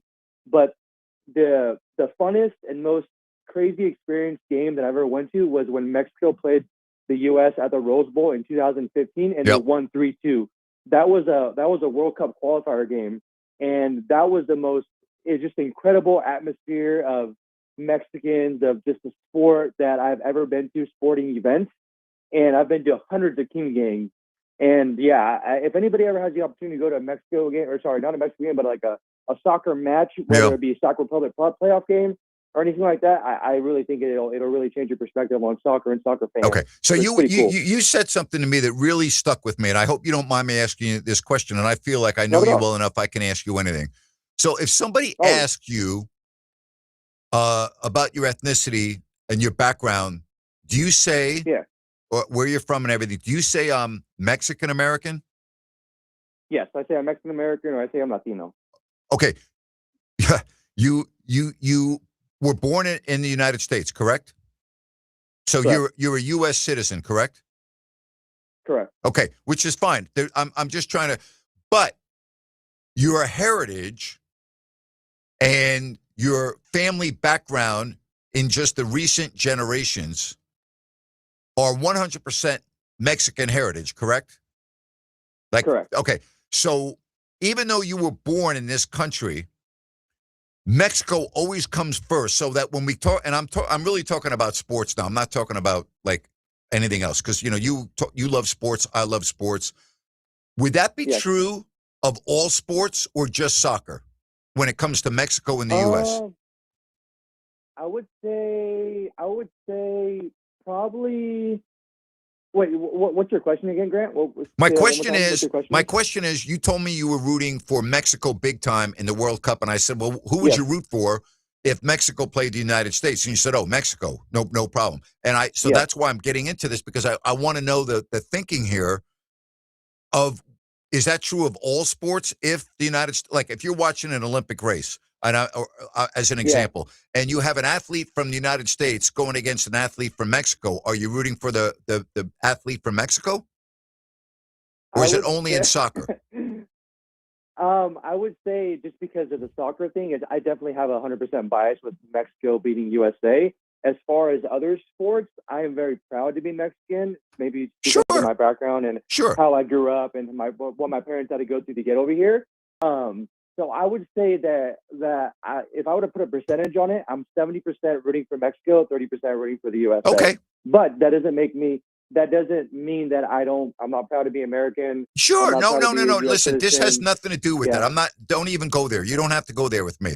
I didn't ask you about, that wasn't why I'm asking you this. I already know how you feel about this country. Don't think that that's where I'm trying to steer this question. I'm trying to keep this in a sports sense, because of it just popped in my mind based on what George said, my really good friend, being Canadian and how important hockey is to Canada, but yet he's the general manager in Vegas and lived in America since he was 18. He said I was really conflicted watching the game, and I was just wondering. So, and again, I don't want to put words in your mouth, so stop me if I am. If Mexico was eliminated early on from the World Cup and the United States was still playing, you would root for them, correct? I would root for the U.S., of course. I would still watch, but I'd be super sad that Mexico didn't advance. Yeah, I got that. Yeah, listen, You don't have to convince me about your love for this country and everything. Don't even worry about that. That's not why I was asking you that. Yeah, no, for sure. I wasn't thinking that either. But, there is and I'm not trying to get political here, but there is there's a group of people that I won't go there, but my generation is going to be the last generation where both parents are from Mexico. Like if I were to have kids, I was born here. Yes. Right. Yes. So Yes. it's going to be really interesting as the years progress, how, Latinos, Mexicans, I mean, you see a lot of Mexicans now, they don't really speak, a lot of the younger population, they're not really speaking Spanish anymore. Mm-hmm. And that's a whole different conversation, But yeah, I'm proud. I'm proud of both countries. I root for both countries. And it's always nice when Mexico beats the U.S. in any sport, just because, Mexicans are proud people but we all enjoy our sports though. I appreciate it. Thank you, buddy. It's always good hearing from you. You know how much I appreciate you. And thanks for coming out yesterday. I always appreciate your support. No problem, man. I'll always be I'll try to be my best at every event, just supporting you. And thank you, buddy. As we've always said, man, we want you to keep doing well. We want you to keep grinding it out. We want you to, continue having the show here in Sacramento. And you're from Sacramento, man. We love you. So we'll keep going till we can't anymore. Take care, buddy. Talk to you later. Good conversation with Dorian right here as we move to a break. Kevin Nagle coming up after Grant's Rant. That's a little bit later in about 45 minutes right here on Fox Sports Sacramento. Downtown Ford Sacramento welcomes you with literally acres of new and Ford certified pre-owned vehicles on site. You can start planning a road trip up into the snow now because Downtown Ford has the vehicles to get you there. And our top-notch service team will keep it running perfectly as long as you own it. Cars, trucks, SUVs, and fleet vehicles. Downtown Ford Sacramento. Open daily on Howe Avenue next to the How About Arden Shopping Center. Call the good dudes at Gabrudes, G-U-B-R-U-D-S. Homeowners, if you have an electrical project you need done, then you need the good dudes at Gabrudes. Family owned and operated for 30 years, Jay Gabrude and his team are the area's recognized experts for everything electrical, from the very basic like repairs, lighting upgrades, and whole house fans, to the biggies, panel replacements, EV stations, and backup generators. Gabrudes does it all and does it right the first time. They're actually the guys their competition recommends. Gabrudes, expert 5-star service and always transparent, honest prices and solutions. Say goodbye to your electrical issues. Visit Gabrudes.com or call 24/7 and speak with a real live person. Gabrudes, G-U-B-R-U-D-S. Call the good dudes at Gabrudes, G-U-B-R-U-D-S. Gabrudes.com. Get the best. Bridgestone tires are engineered to keep your world moving, and that's what really matters. Now through March 31st, buy a set of 4 eligible Bridgestone tires and get $80 back on a Bridgestone prepaid MasterCard. Bridgestone, solutions for your journey. For the best selection in Bridgestone tires, get to Expert Tires and Brakes at 5810 Auburn Boulevard. Expert Tires and Brakes. Save big and get their 60-minute install guarantee. Expert Tires and Brakes, 5810 Auburn Boulevard. That's Expert Tires and Brakes. Hey,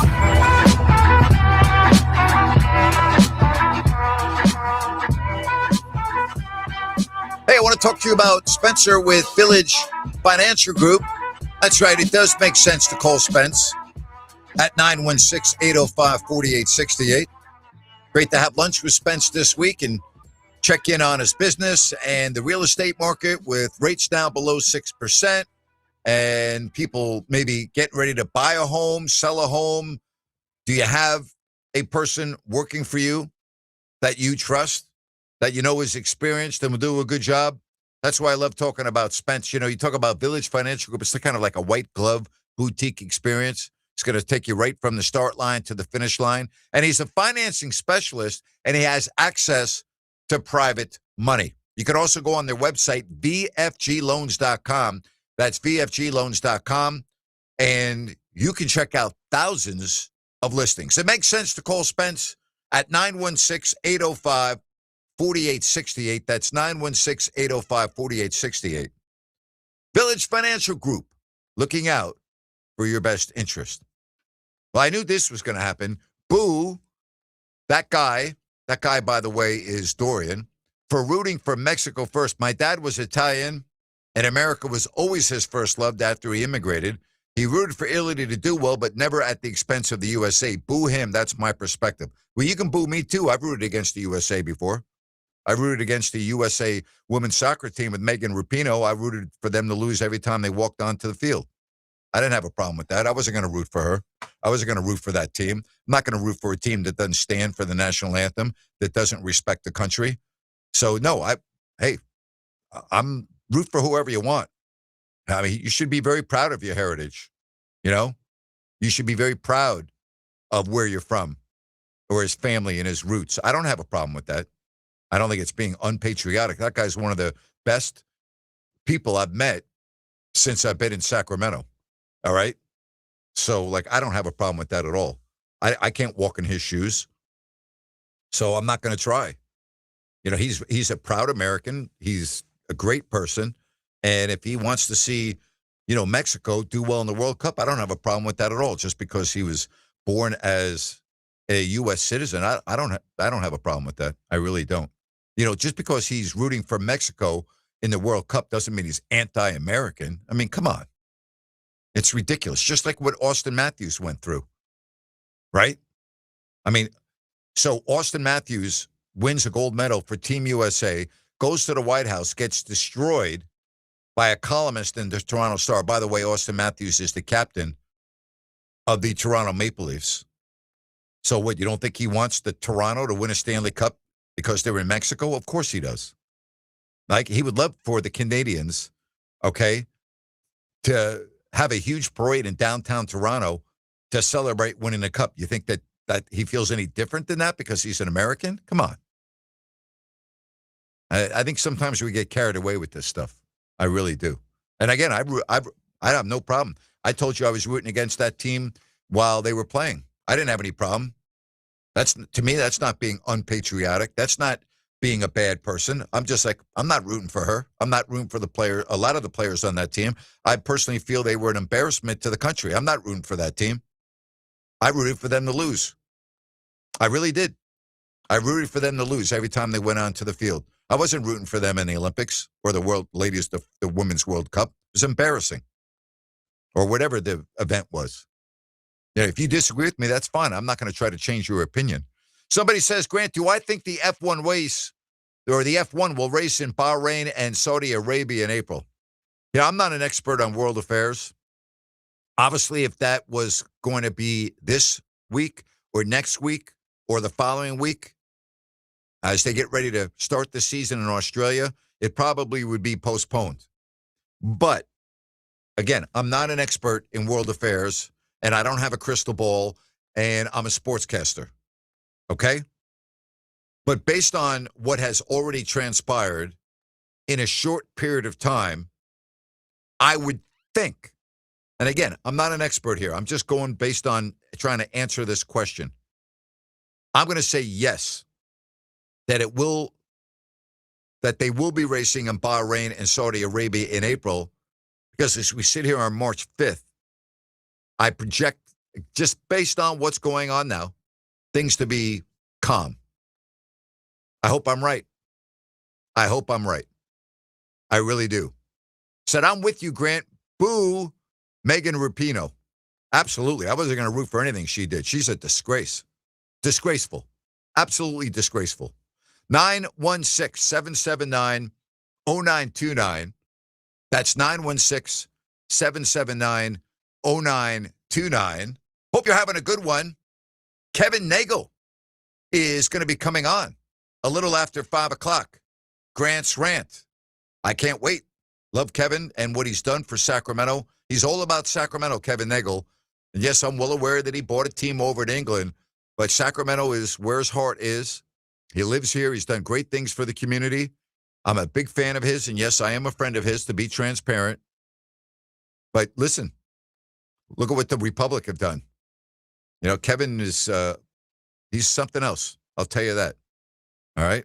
So really quick, yes, I did some research on the USL and the CBA that expired. Please. They are operating right now under a dynamic status quo. And what does that mean? That basically means under the past CBA, Okay. they can declare the dynamic status quo, which means league operations continue while the negotiations for a new CBA go on. Now that changes if the players are striking, but that is Understand. what they were working under. I think the players, without even knowing much about the league, Ryan, I think they're out of their mind if they strike. I don't think they have the pulse of the soccer fan and this, forget the soccer fan. I don't think they have the current pulse of the sports fan in America. And I will tell you this, and I don't bring politics into the show, all right? Mm-hmm. But if you're seeing what's going around the world right now, okay, and you're getting ready to celebrate a sporting event, let's call it the way it is. It's minor league, all right? Let's just call it the way it is. I'm not saying they don't have rights. I'm not saying they're not entitled to certain things. That's not what I'm saying. Yeah. You got to understand your place on the ladder. And you're going to strike, they're not, I'll tell you, they're not going to be a lot of people that are going to feel sorry for you. Yeah, I think that's interesting. I don't feel like it would be a huge deal here in Sacramento. I think the fans would still support them. I agree. Sacramento's a very unique town. I totally agree with you. Yeah, the rest of the league, that's where you might run into the issue. But I would have to assume, based off of some of the things that you read that the players want, you know, these are guys, unless you're a top player in the USL, you're probably getting a job in the offseason. Yeah, of course or you you're are. playing Yes. somewhere else. Yeah, if you're making a minimum salary of $40,000, you're darn right you're getting a job. Exactly. You might even be working during the season. It's a great point. You know? Listen, I'm not qualified to talk that much about the USL, but I think I understand the pulse of the majority of fans. The sports fans don't want labor issues with the teams that they follow anymore. And if you even lose 5% of your fan base, that's a lot. So, I mean, you got to be careful here. Yeah, yeah. And you also don't want to be grouped into a time where there's multiple strikes going on, because you've got baseball that could be headed to one. Baseball's heading to a disaster. You have WNBA and now USL. But I'll tell you, baseball, the way it looks right now, could be a very long period of time without baseball. It doesn't feel like there's much of a middle ground there in baseball. No, it does not. It does not. A lot of money. A lot. I mean, that's what the players are going to say. You're limiting our opportunity to maximize our value. I just think once you go away from a cap, how do you put a cap in place, Grant? I would not want to be at the negotiating table. I would not want to be Rob Manfred. I don't even know who's representing the players anymore after Tony Clark, to be honest with you. Yeah, good point. It's a disaster in the making. There are a lot of people that feel that you better watch baseball this year because it's not going to be around after this year for a while. Be really bad. That would be awful. It would be awful. They would lose. Yeah, it would be awful. It really would be awful. I'll tell you what else. It would be really bad for the economy here of Sacramento if you erased the third year of the A's playing here. Are they going to have a third year? I think they are. Where else are they going to play? I thought Vegas was. No, it's not still there. Okay. No, it's 3 years. Okay. Yeah, that, and even if you're John Fisher in the A's, that's a disaster because now you're building a stadium and there's no play. Well, you would think by that period of time there would be. But even you're still building the stadium in that third year where they're still playing in Sacramento and you don't have money coming in. That's just, you know, it's bad all over. I understand. Yeah. I got you. Well, that's what happens in work stoppages or strikes or call it whatever you want. Do the players still get paid from the chat? Yes. The players still, baseball has guaranteed contracts. They don't get paid if they go on strike. No, they do not. And they don't get paid if they're locked out. Good point. Baseball needs a cap if players strike because of that. The heck with them. See, that's the problem that's going to happen. The problem that's going to happen. Go ahead. Go ahead. Please. No. The problem is the LA Dodgers and the top elite teams and then the bottom teams. It's an unfair playing field. It's an uneven, unlevel playing field, unlike the NFL unlike the NHL and unlike the NBA. It's just completely the haves and the have-nots. The disparity is too big. Yeah, but the biggest contracts come out of baseball, and they're guaranteed, unlike the I NFL, understand. okay? So I think the public sentiment is going to be very, very poor towards the players I who agree. are making a lot of money and would still make a lot of money under the cap. Agreed. And that's what Lau's getting at. I'm with him there. I don't disagree with that. What I would say is, if you like baseball, you better go watch as much as you can this year, because I think this thing could get very ugly. I think it could get very ugly. Love to get Brian's take on that as much as he could give it. Well, they don't want to go on strike because they don't get paid after a period of time. They're protected for a period of time in the event of a lockout or a strike, but then after that, they do not get paid. If Major League Baseball continued with quote unquote scab players and scab umpires, could the regular umpires still ump, or is that tied they in? could still ump. Okay. Yeah. If it's a Major League Baseball sanctioned game, MLB umpires are umping. Okay. Yeah. Good to know. Again, 916-779-0929.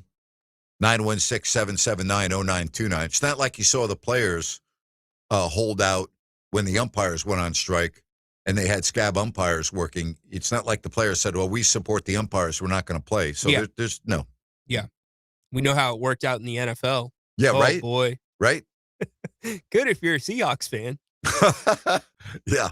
Again, 916-779-0929. Getting the big news in the NBA today is what Sham Sharani of ESPN reported first, and that is that we're going to see Jason Tatum back probably Friday.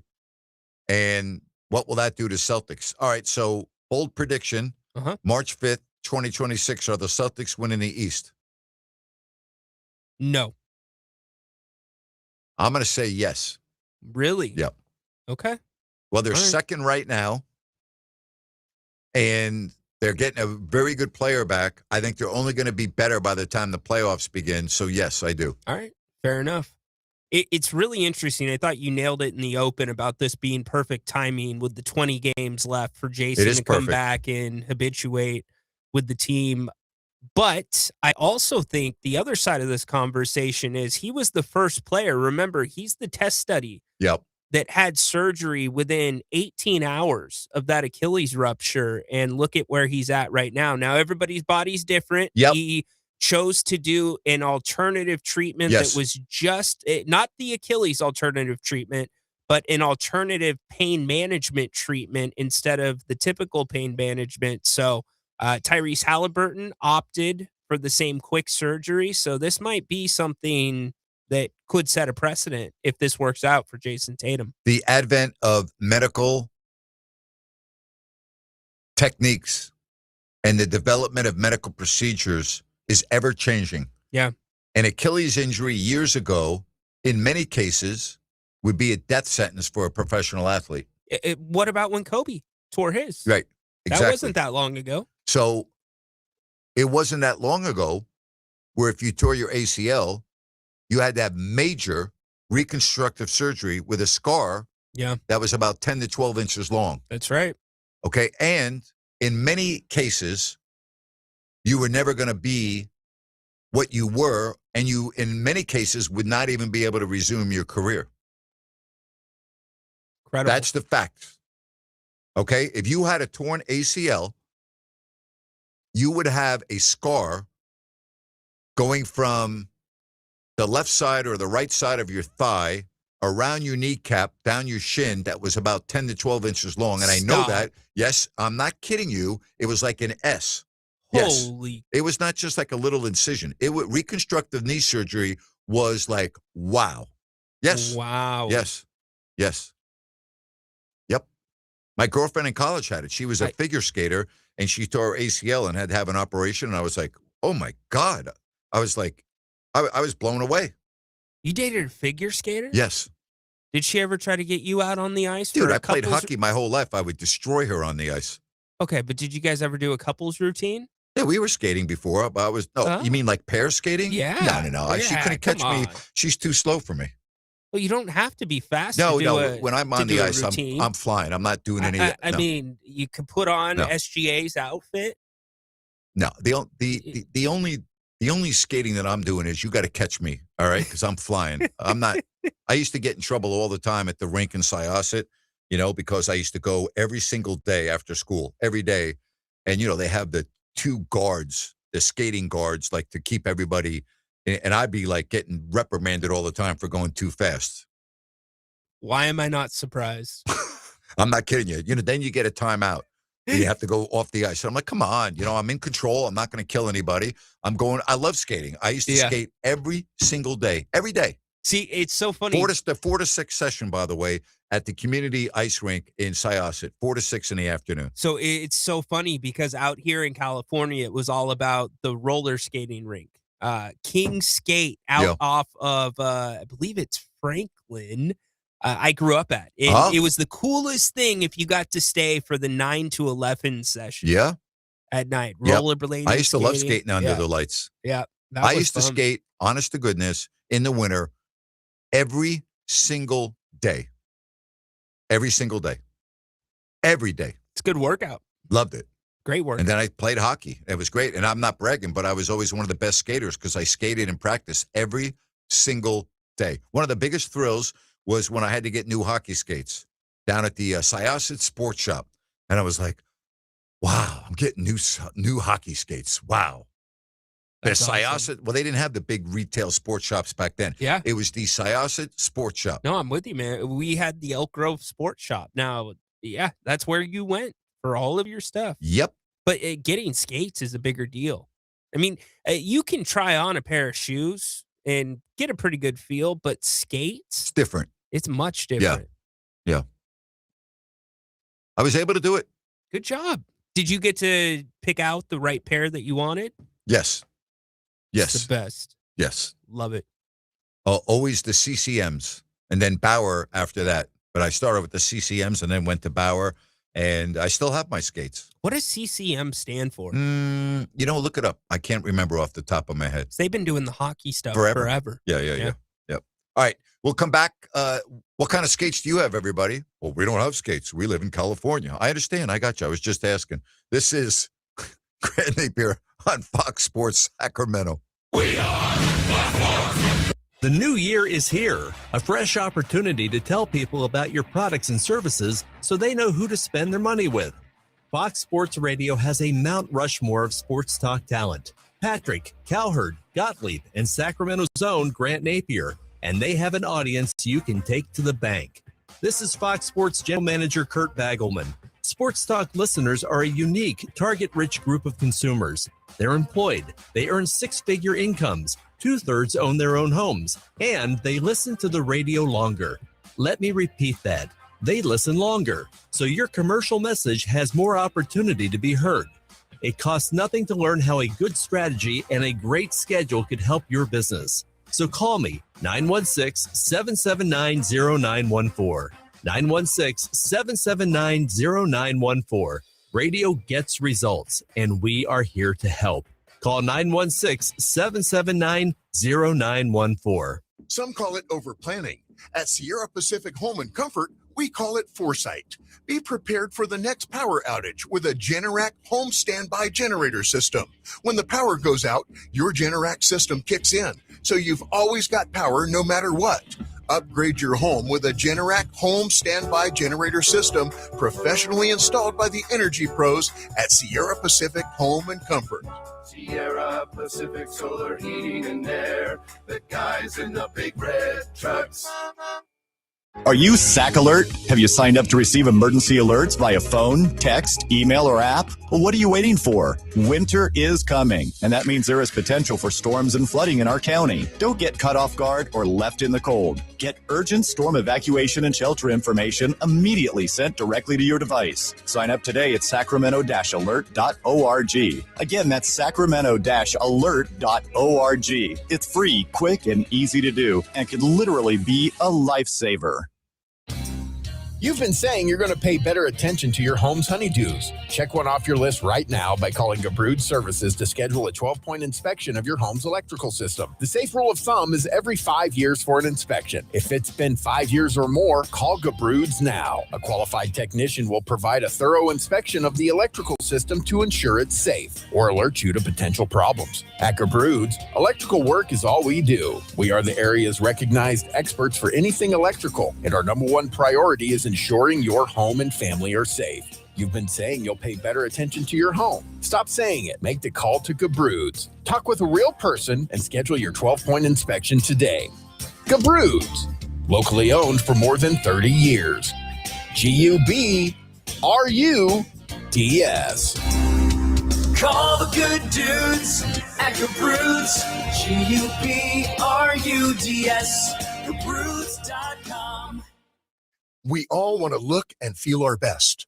Sacramento Naturopathic Medical Center invites you to live your best life every day. There are simple, practical, and inexpensive changes that you can make in your life today that will elevate your life in so many incredible ways. If it feels like it's time to hit that reset button and start living your best life now, Sacramento Naturopathic Medical Center invites you to schedule a free healthy aging consultation with Dr. Dennis Godby, an accomplished author and expert in the art of aging gracefully. As we age, things change. We might start to experience lower energy, changes in mood, brain fog, or just a lack of motivation. And for guys, the onset of middle age can mean a lower libido and oftentimes ED. These things can usually be safely and easily treated. Visit gettingbetternow.com today and schedule your free healthy aging consultation with Sacramento Naturopathic Medical Center, located in Midtown.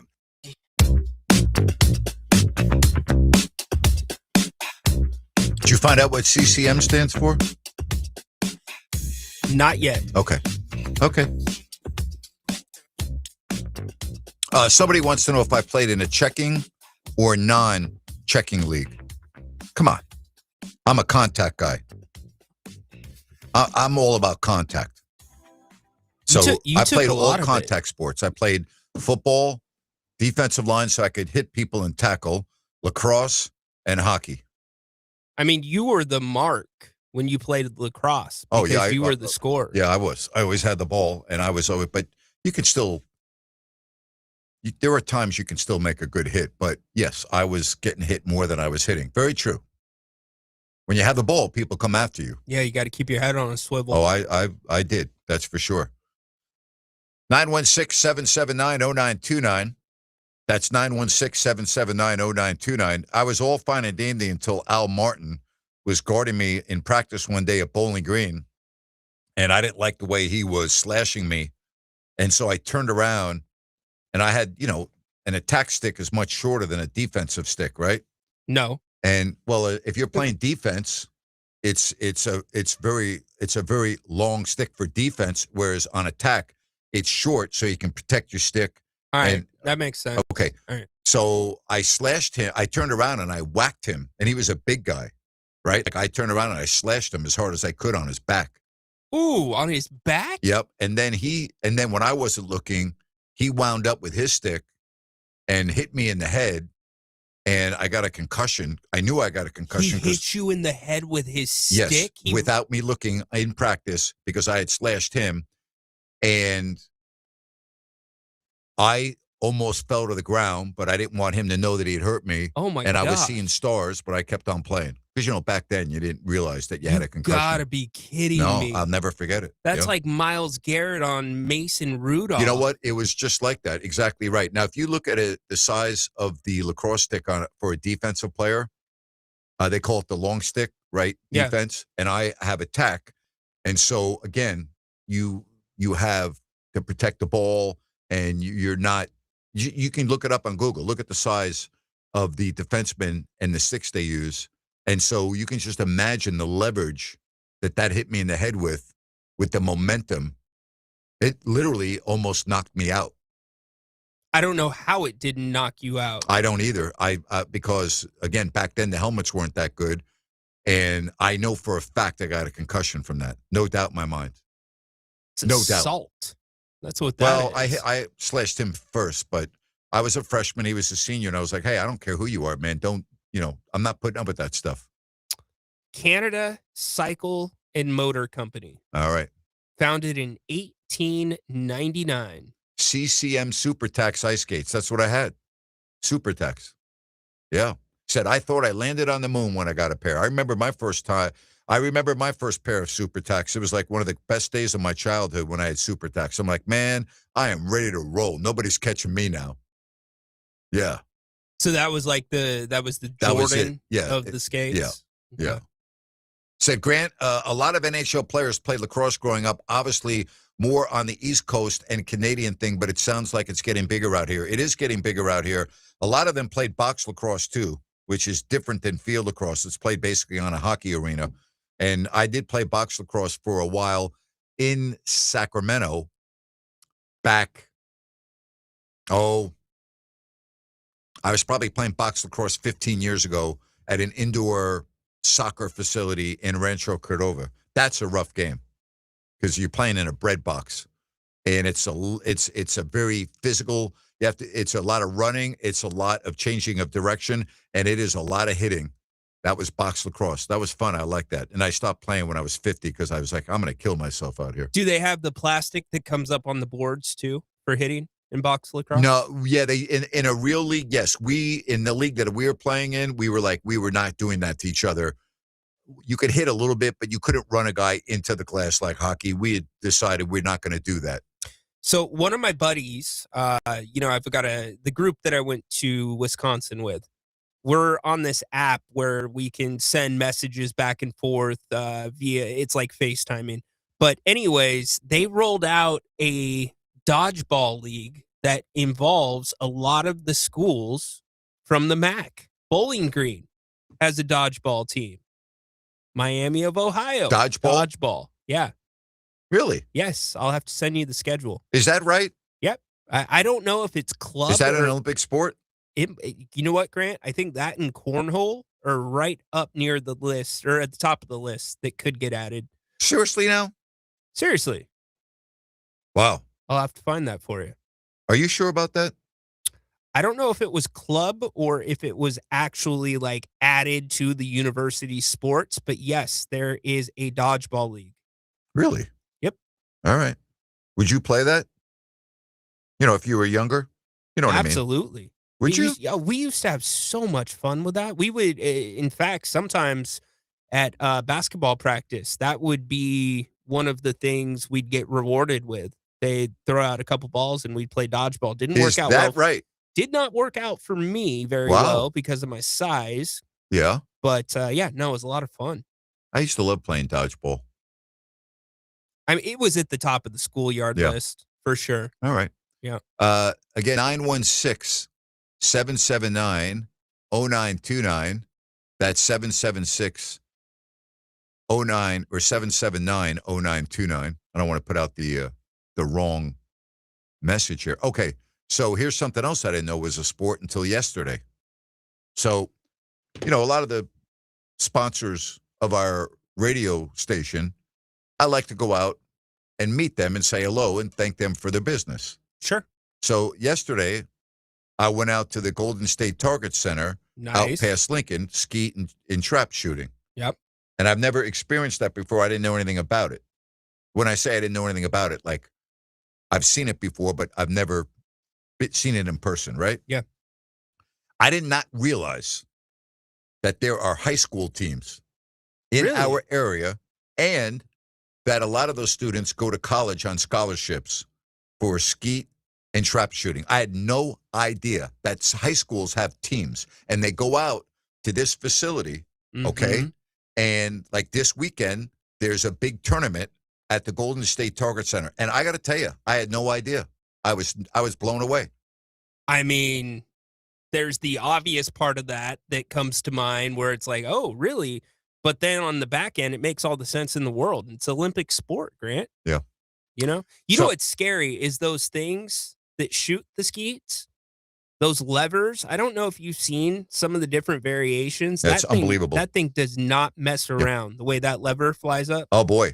By the way, I did hear somebody asked if I ever heard of Gary and Paul Gate. When I was a kid in Victoria, their aunt used to babysit me. Yes, they were great. They were great lacrosse players. Okay, tell me what's going on with the prize pack. And by the way, your first day, I want to commend you. You hit a Grand Slam home run on the very first day you started doing this with your picks. Good job. Yeah, I appreciate it. And you'll be happy to hear that we cashed out yesterday as well on Prize Picks. It's not too late to join me on America's #1 daily fantasy site. Yep, that is Prize Picks. Super simple to play. Just pick more or less on 2 to 6 players, stat projections, pick from all of your favorite leagues. You can mix them up. You can actually stack the same player up to 3 times. There's early payouts as well. And it's a blast. A lot of communities that you can join within Prize Picks. Join my community. In fact, all you got to do is use my code RHINO, RYNO 50, and get $50 of free play after you play your first $5 lineup. That's download the Prize Picks app today. And again, use that code RHINO 50 to get $50 in lineups after you play your first $5 lineup. Tonight's lineup, if you are so inclined, and remember, as Grant just said, we have got paid out 2 straight days. So Prize Picks is offering a special today on Nikola Jokic. So I am going more than 22.5 points with him. I'm going Anthony Edwards, more than 2.5 3-pointers made. And I'm going Kevin Durant, more than 1.5 3-pointers made, considering Golden State is sitting every single person out. So again, download the app, Prize Picks, use the code RHINO, RYNO 50, and get $50 in free lineups after you play your first $5 lineup. Prize Picks, it's good to be right. Awesome. Love it. Have you done skeeter trap shooting ever? I've tried it. I was an awful shot. But you got to learn. Yeah. I did it for like a day. Really? Yeah, that was it. But one day. Yeah. And you couldn't get it down? Could not hit a skeet. I was still trying to. Really? I was still trying to figure out the recoil with the gun. Yeah, your shoulder. And that's interesting. I learned so many things yesterday when I went out there that I had no idea about. And I was fascinated by it. I got to tell you, I didn't realize that there are kids out there that are learning how to do this with their parents. And then when the high school tournaments, I'm like, high school tournaments? They're like, oh, yeah, it's big. I'm like, wow. Honestly, I had no idea. And it starts with firearm education. They're all about safety out there. Oh, no. That's a big plus. It's 100%. It's all about safety. It is the number one thing. And I'm sure this is true at all of these businesses, but that is so emphasized. It is paramount, and absolutely. And it is extremely, extremely safe out there. There's no issues. But yes, that is very true. All right. Again, 916-779-0929. Kevin Nagle right after Grant's rant in a couple of moments. There are a couple of things that I could choose from on the rant today. Okay. But I already know my rant for today. Are you okay with what I'm choosing? Yeah, I wanted to bait you towards the NCAA, but I'm fine with Myles Garrett. I got to tell you, what is going on with name, image, and likeness in the transfer portal is enough to make you sick. It's actually enough to make you maybe not watch what's going on. It's ridiculous, is it not? And yeah, that's enough to make you sick. But then you add on the NCAA trying to police things that are insignificant and spending revenue that comes from the sports, like to the degree of filing a 650-page it's a joke response to a lawsuit. It's a joke. Asking that Trinidad Chambliss not get a 6th year. Like, what are we talking about? How much money, the legal fees for 656 good if you're pages. A lawyer. That's what I'm saying. The NCAA just spends money. I know. That's all they do. It's a joke. It's an absolute joke. It really is. Ugh. I know. It's a joke.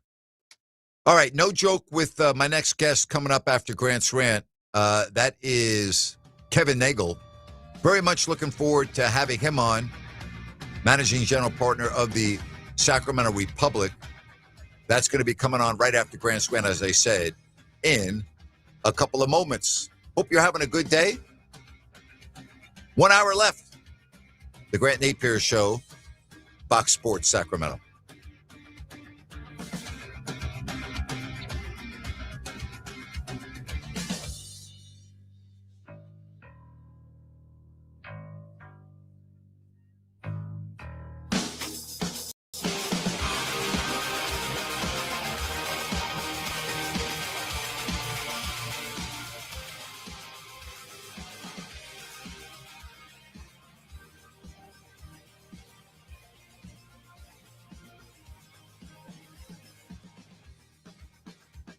We all want to look and feel our best.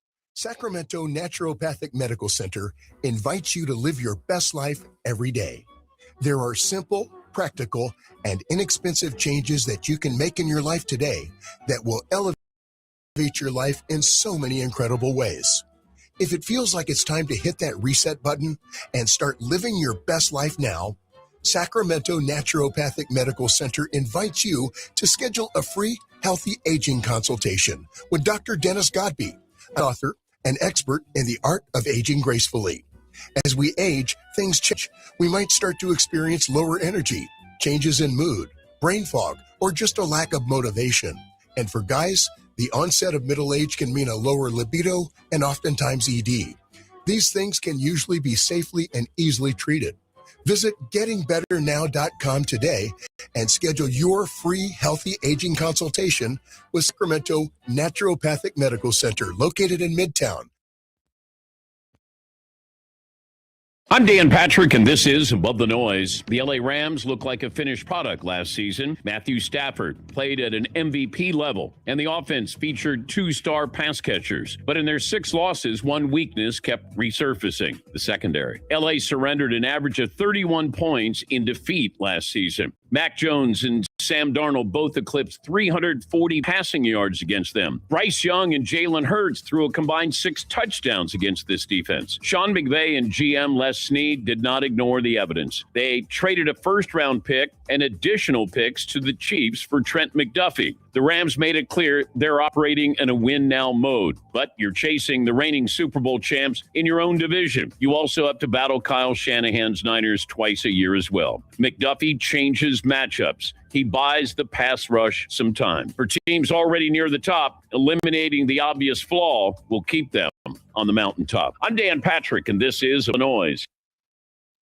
Prostate exam. Relax. Screening starts with a simple finger-free blood test. Around 1 in 8 men in the United States will be diagnosed with prostate cancer in their lifetime and have over a 99% 5-year relative survival rate when caught at a localized or regional stage. If you're 40 or over and have a prostate, visit relaxitsabloodtest.com to see if a PSA blood test is right for you. Talk to your doctor about screening and the next steps. Sponsored by Novartis. Tires matter. They're the only part of your vehicle that touches the road. Tread confidently with new tires from Tire Rack. Whether you're looking for expert recommendations or know exactly what you want, Tire Rack makes it really easy. Fast, free shipping, free road hazard protection, convenient installation options, and the best selection of General tires. Go to TireRack.com/Dan to see their General tire test results, tire ratings, and reviews, and be sure to check out all the special offers. TireRack.com, the way tire. Tell your friends. Grant's back. Grant Napear is back on the Sacramento airwaves right here. KSAC 890 AM Olivehurst, K284CM 104.7 FM Sacramento. It's time for Rant. What's the deal with Myles Garrett and speeding? Unbelievable. Since he joined the Cleveland Browns in 2017, 9 citations, many going over 100 miles an hour. He got cited this week for going 94 in a 70, and apparently the police officer gave him a break so he wouldn't have to appear in court, so he had to just pay the fine, which was like 150 plus bucks. But I mean, in August, he got cited for going 160. In 2022, he got cited for speeding, lost control of his vehicle, went off the road and it flipped over, and he had an assortment of injuries to his shoulder and his biceps. I mean, really? I mean, are we like going to wake up one morning and read about Myles Garrett causing a huge accident on the Cleveland roadways for his stupidity of driving in triple digits? I mean, come on. Either hire a driver or do a better job. You're the reigning defensive player of the year. I mean, this is embarrassing for the Browns and the organization. I mean, embarrassing. Absolutely embarrassing.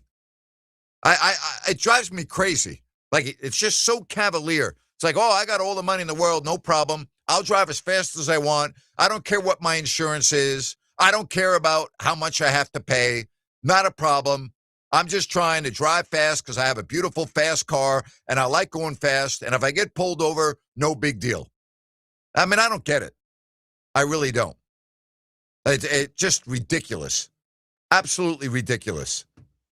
9 speeding citations since joining the Cleveland Browns.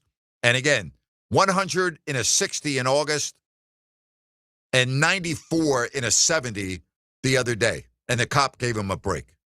Unfreaking believable. Really. Amazing.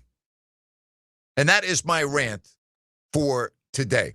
All right, as promised, we're going to talk about the Sacramento Republic as they get the season underway this Saturday here at Cal Expo. The managing general partner, a guy that's done a phenomenal job by putting a really good product on the pitch year in, year out, is Kevin Nagle. Kevin, welcome to the show. How are you this afternoon? Great, Grant. Thanks for having me.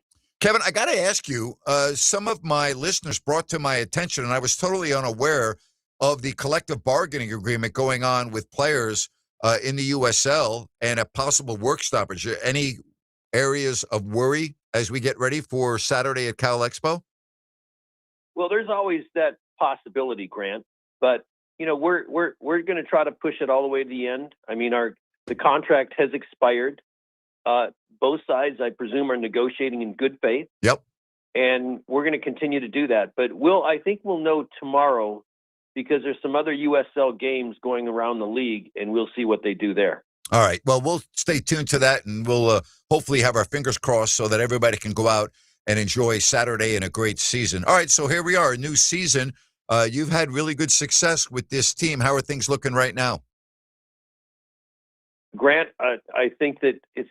I don't want to jinx things. I never want to, but I think it's going to be a great season. I would say this much. I think Neil Collins, who's our head coach. Yep.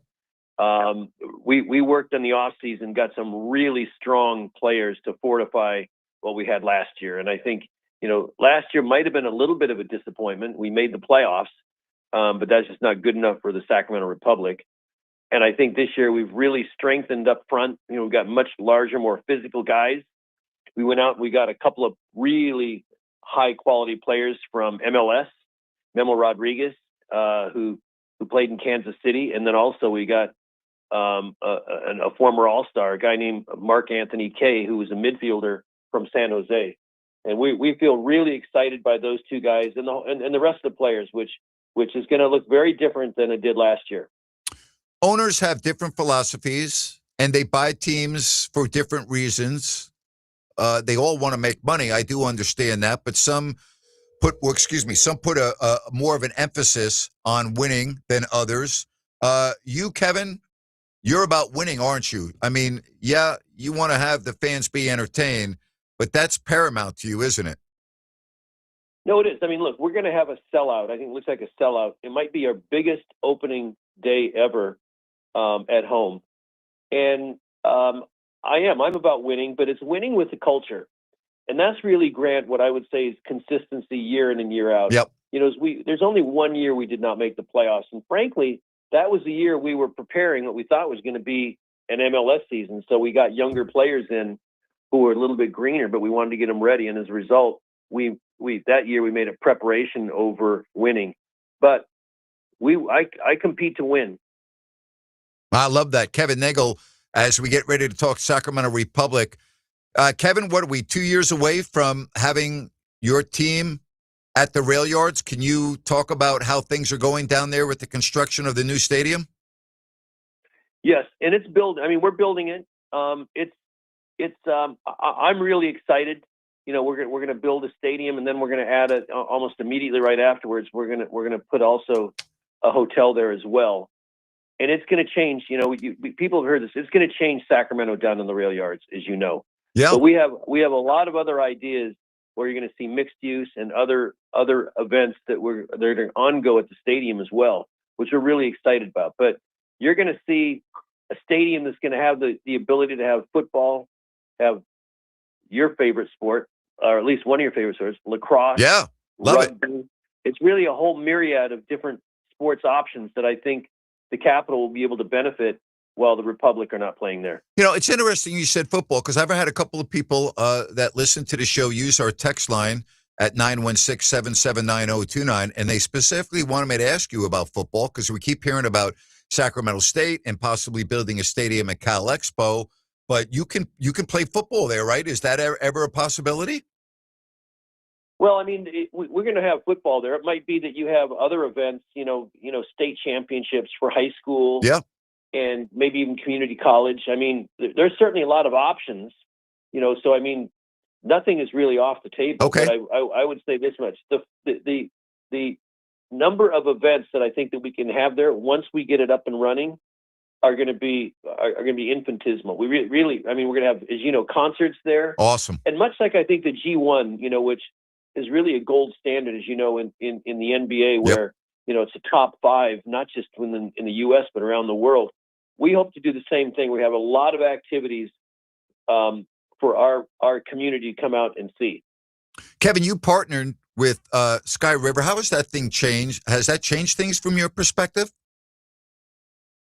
Well, they're great partners of mine. I mean, it's Wilton Rancheria. Really, they're just a great, tribe, and it's their land. I mean, that was taken from them many years ago, and it's like going home. It's I've said that when you look around the U.S., I'm really happy for people like Wilton Rancheria to come back and get their land and build something as special, because they're really great people.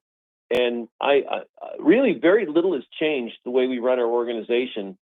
They're great supporters, and I only see bigger things. It's really, I would say this much: Wilton Rancheria and really Jesus and the guys that really run the top there, is that they want to be a business tribe, as well as all the other things that they do. And I'm really excited by that. I'm excited to have them as my partner, down at the arena or down at the rail yards. Kevin, years ago, I was at the downtown press conference with Don Garber and yourself and Governor Newsom and Ron Burkle and so many other of your lead investors to announce the MLS was coming to Sacramento. We know what happened when you were right on the doorstep. Here we are in 2026, and I still get asked from time to time about, what about the MLS coming to Sacramento? What do you think? Is it still a possibility? Everything is an option, Grant. And I'll say this much. First of all, the USL will have a Premier League, which is really will compete with MLS. That is something that we've already filed for, and I think that we will be accepted because there's certain requirements that the U.S. Soccer has, as well as FIFA, that will meet all those standards when the time comes. And if MLS is a consideration, so be it. We still like MLS. I do think that USL is going to have a very interesting product, because they're going to be introducing promotion and relegation. We've got 3 leagues, and that will bring the international flavor, into the U.S., which no one else has right now. Kevin, what is it about soccer? I mean, you're a big football guy. You went to USC. You love Major League Baseball. You're a big baseball fan, but yet you buy soccer teams, and the team here in Sacramento, over in England at Huddersfield. What is it about the sport of soccer that kind of got you hooked? Well, first of all, it's the international sport. It's the biggest. I think theoretically, cricket is, but it's the biggest sport in the world. It's the international sport. It's the beautiful game, and it's exciting. I mean, look, it's relatively young in the U.S., as you know, but you go to international markets in England. You mentioned, where I have Huddersfield Town. It is just amazing what the fan base. They're tribal. They're ravenous. They're excited about their teams, and we have that same thing here. But we don't have a 200+ year tradition, or close to 200-year tradition, of playing, soccer, or what they call football there. And I think it's really exciting sport. Look, you're going to have, as you know, you're having the World Cup come in June, and it's going to change the next generation of what soccer does in the U.S. Yeah. It's going to be a very exciting time. It's only going to be bigger and larger than what it is right now. Much, much so. I'm just curious about Huddersfield and soccer in that region of the world where it's generational and so many fans live the season for soccer season. It's similar, in my opinion, to big-time college football in America. If you're in an SEC or a big-town town and you're rooting for Auburn or Alabama or LSU or Michigan or Ohio State, like people's lives revolve around those Saturday afternoons. And it's very much like that over in England. Knowing that and then experiencing it are two different things. What has that been like for you? Well, it's been amazing. It's changed my Saturdays. I'll tell you this much, Grant. It's sort of funny. We have a game this Saturday, but unfortunately it's being televised, I believe, on national TV in England. And so we're getting an earlier game. So I have to get up at 4:30 in the morning and watch the game. And what that really dictates for me is whether or not I'm going to be in a good mood or not such a great mood. And the problem now is, since we're now in season with the Republic, if we don't win, that makes me tell Neil Collins, I said, you guys better win. You got to salvage my weekend for me. And so I've got a little bit of what you talked about, the tribalism, that our fans in Huddersfield Town. But it's really one of those things that is, you have to experience it. And I recommend to all your callers, they don't have to really like a lot of football, but if they're in the UK and they've already been to a Republic game, and they're local, go see a game in the UK, or for that matter, Spain or France or Italy. It's all just great. It's all great football, and you will see a different side of sports. The interesting thing people say to me is they say, you guys in the US, you guys like entertainment in your sports. They want to come. They just want to see the sport, and they want to see them win. Now, we are introducing some entertainment into football in the UK, but it's not anything like what we have here. They just want to play and win. So I'm curious. You've had such good success here in Sacramento with the Republic, but it's a different animal over there. And I'm wondering, as someone that's now experienced that for a few years, as I try to look at sports from a world perspective instead of just here in this country. So I'm really curious because I don't know a lot about it. What would be your biggest challenge in having a soccer team in that part of the world? Well, I would say this much. I took over Huddersfield Town, 3 years ago. It'll be 3 years ago. And unfortunately, we got relegated our first year. There's not a lot that I could do, but what I did recognize is we had a lot of issues that we needed to fix. And so I really taken the first 2 years to fix those issues. Unfortunately, the fan base is a little impatient, and I understand that, but we built back our academy, which is really important from my perspective. And so I think that means we're going to be really good in the future, and we're going to be able to buy and sell and trade players using your academy. We got a great training ground. It's Premier League ready, and so it took time to build that. This year, we're competing for a playoff spot. I thought we would do better at the beginning of the season. We were viewed as having one of the three best teams, which would mean that you would get automatic promotion into the championship league, which is where, would be our next stop if you moved up. Yeah. And we're battling for that, but we're not doing as well as we thought. It's been a year of inconsistency play. We've won, 4 or 5 games in a row, and then we'll lose some. And it's not been that year consistent. We made a coaching change, and I'm hoping that my current coach, takes us to the promised land. But it's been frustrating, and it's been frustrating for the fan base as well. But I have to be patient because I think we're going to do something special in the coming year or years. Back to here, as we're talking with Kevin Nagle, we're talking about the Sacramento Republic as they get going this weekend. The fan response in this community to the Republic have been amazing. The SAC Battalion is incredible.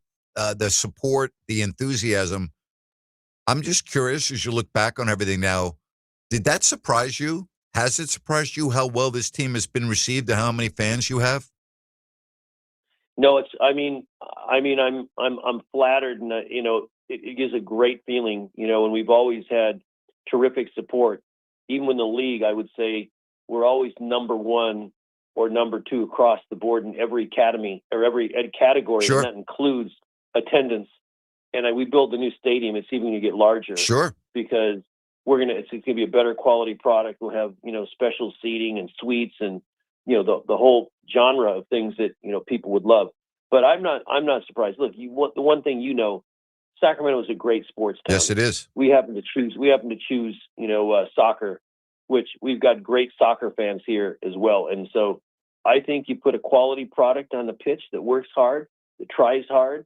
We try to be good corporate citizens. That's something that, we've also sort of demanded. And that's the great thing I'd say about our players is they love to go out in the community, whether it's helping other, local soccer teams or whether go visit, somebody in the hospital or, just do general charity work. We like that. And because of that, I think also the fans respond and supporters respond as well. Kevin, as we get back, and I'm circling around in a lot of different areas, but if I can get back to the stadium for a moment, right now the capacity will be roughly 20,000. Is that correct? With the ability to expand later on if you need to?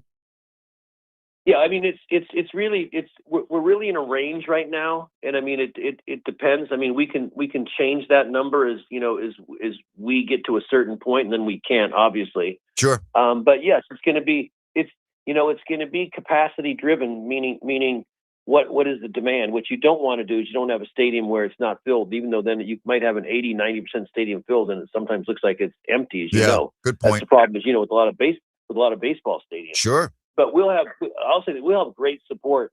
And I think that, the other, as I mentioned earlier, I think that the stadium, the size will allow for us to do a lot of other things as well, whether it's outdoor concerts, which, we can have a lot of those, in Sacramento outdoors. And I'm really excited. I think that people are going to be really happy with the outcome of the product. It's going to be first class, right? I mean, you don't mess around. This is going to be done the right way, correct? Well, my partners and I don't mess around, and I think that I'm really excited. We got a new president, and he's going to help us lead the way. I'm not sure that you're a fan. He's been out the last few days. He hasn't, I don't think, been on your program yet, but Tim Holt, who's been very successful in San Antonio as the president. Before that, he was actually the president of the USL. So we're getting a really experienced guy who knows a lot about sports and a lot about soccer. Well, I'm really happy you mentioned the new president because his background is going to be invaluable to what's going on here, correct? Yeah, it is. And I mean, he's going to help us build the stadium, which obviously we're doing right now. And he started March 1st, but he really started before that. Mm-hmm. I'm really excited to have Tim on board. He's going to be helpful. Love Todd. Todd, as you know, Todd Donovan, who moved on to New York, football club and took a job as a sporting director. We're going to miss him. But what's really happened is we've not missed a beat since Tim arrived. Well, let's keep our fingers crossed that things go well at the bargaining table and there's no work stoppage, because I know a lot of people are really excited for Saturday. The weather forecast looks incredible. It's supposed to be a high of 75, and it's going to be a great time to go out and cheer on the Sacramento Republic. Kevin, it's great having you on, and thanks for educating everyone on what's happening here in Sacramento with the rail yards and the future. And again, thank you so much for your time. Greatly appreciated. You bet. Just one last thing, Grant. There's still a few tickets left, and we are playing Tulsa, who are the runners-up for the League Cup this year. So it's going to be a great game to come right out of the chutes. We just have to make sure that we play. Awesome. Thanks, Kevin. Take care. All the best. Yep, you too. Bye, Grant. Good stuff with Kevin Nagle. Good stuff right there. Hey, DAS Mechanical, speaking of good stuff, they're donating a heating and air conditioning unit. All right? That's right. Either a heating or air conditioning unit to yourself, somebody you nominate, whether it's a friend, whether it's a veteran, whatever the case may be. That's right. DAS Mechanical donating either a heating or air conditioning unit with installation. And all you need to do is go to dasmechanical.org. That's dasmechanical.org. Click on the 2026 HVAC donation tab. And then it's very simple. You just fill out a very short form, and maybe you or someone that you nominate will win that heating or air conditioning unit with installation. DAS Mechanical, family-owned, serving Sacramento and Placer counties. For all of your HVAC needs and repairs, keep in mind dasmechanical.org and nominate someone today. Again, dasmechanical.org. Your phone calls, your text messages next here on Fox Sports Sacramento.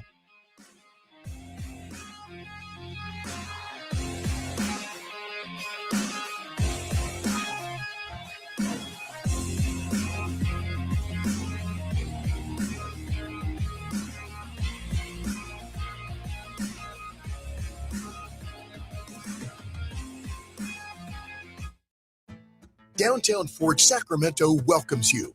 With literally acres of new and Ford-certified pre-owned vehicles on site, you can start planning a road trip up into the snow now because Downtown Ford has the vehicles to get you there. And our top-notch service team will keep it running perfectly as long as you own it. Cars, trucks, SUVs, and fleet vehicles. Downtown Ford Sacramento. Open daily on Howe Avenue next to the How About Arden Shopping Center. Are you Sackle? Have you signed up to receive emergency alerts via phone, text, email, or app? Well, what are you waiting for? Winter is coming, and that means there is potential for storms and flooding in our county. Don't get caught off guard or left in the cold. Get urgent storm evacuation and shelter information immediately sent directly to your device. Sign up today at sacramento-alert.org. Again, that's sacramento-alert.org. It's free, quick, and easy to do, and can literally be a lifesaver. Homeowners, for any electrical project you need done, trust the good dudes at Gabroods. Locally owned, 5-star service experts, always transparent prices and solutions. Say goodbye to your electrical issues. Call Gabroods or visit Gabroods.com. G-U-B-R-U-D-S. Just outside of Sacramento is a place where families build friendships that last a lifetime. The Golden State Shooting Center is a clay target shooting facility.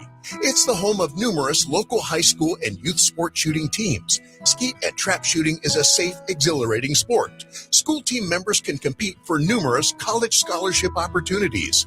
Teams are being formed now, and new members are welcome. Call the Golden State Shooting Center for details or visit them online at goldenstateshootingcenter.com.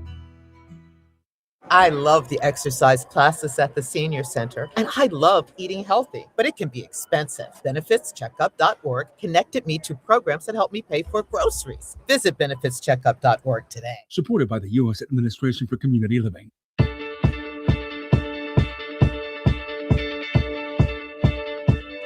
Don't forget, Saturday, beginning at 11 in the morning, we're going to be out at the Capitol Mall for the Capitol Beer Fest, brought to you by Elk Grove Chevrolet.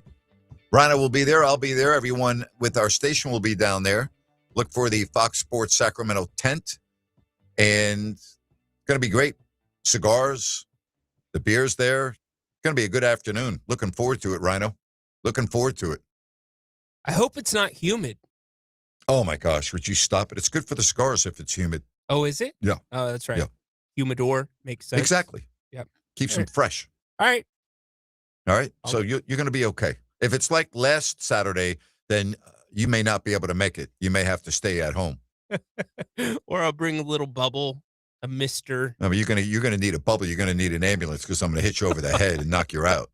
I still can't believe that guy whacked you over Did the you head Google? with his Look stick. at a defenseman in lacrosse, and look at the size of the lacrosse stick, and that he wound up and hit me right on the head. Yeah, and I'm like 18. Well, I was 18 at the time. Al Martin, big crease defenseman, senior, and yeah. Holy moly! I know, man. I know. Which part of the stick did he get you with the net part? Yeah, the yes. Okay. All right. Still though, back then the material was different. It was a very hard plastic, very, very hard. Yeah, it looks Yeah, it was not fun. not inviting. Yeah, I literally almost passed out. I almost collapsed. You're lucky it wasn't worse than a concussion. I mean, Yeah. seriously. Yeah, no, I hear you. I was seeing stars. Because if you fall, I mean, you're 6'2". Fall hits your head because you're knocked out. Yeah. Yep. I Not got you. good. All right. If you want to call the show, 916-779-0929. That's 916-779-0929. I honestly believe that my generation that played contact sports, especially, I think, football and the way it was taught back then, I would think that almost every kid, and I say kids, whether it was youth football, middle school, or high school football, yeah, had multiple concussions just because of the drills we used to do. And the drills that we used to do were heavy contact, and it was like the macho prove that you're a man type of a drill, right? Yeah. It was that mentality. And if you wanted to start and you wanted to play, you had to prove that you were tough. And in order to prove that you were tough, especially as a defensive player, which I was, those drills where they put the cones down and you had to shield your blocker as a running back was coming at you. Yep. And do that over and over again. There were many times I was like, I got my bell rung on that. At the first, and I can't speak to your generation, but I can speak to mine. The first couple weeks of football practice, which were also considered quote unquote tryouts, right? Yep. And then leading into the start of the season, the first hour of practice was always hitting drills. Yeah. And you would hit until somebody was physically sick. Yep. And to your point, one person in some of those drills would just be a sitting duck. Absolutely. That's the whole thing. Standing. One of those people in those drills would be a sitting duck. That's exactly right. And which doesn't happen anymore. No, that football technique does not happen anymore. No, it does not. No, it does not. Grant, they gave us stickers to put on our helmets that said snot bubble. Yeah. Like it was I got encouraged. I got you. Yep. I reflect back on what it was like.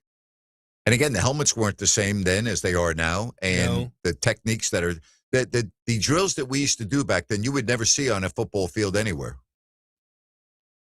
The coaches would be fired. Yeah. No, you know what is actually, and my affinity for this movie? Go watch the 4 to 5 minute segment of Rudy trying out for Notre Dame. Yep. And that'll give you an idea of some of these drills that we're talking about. And even some for us that were worse. I mean, literally, you were the runner and you had to stay on this straight line. And you just were getting plastered. Well, here's the other thing with those drills. You had a lot of physics involved because you had smaller players that shouldn't be in that drill. That's right. With bigger players. Spot on. And that was another aspect of that because you lined up in this line over here, that line over there. Uh-huh.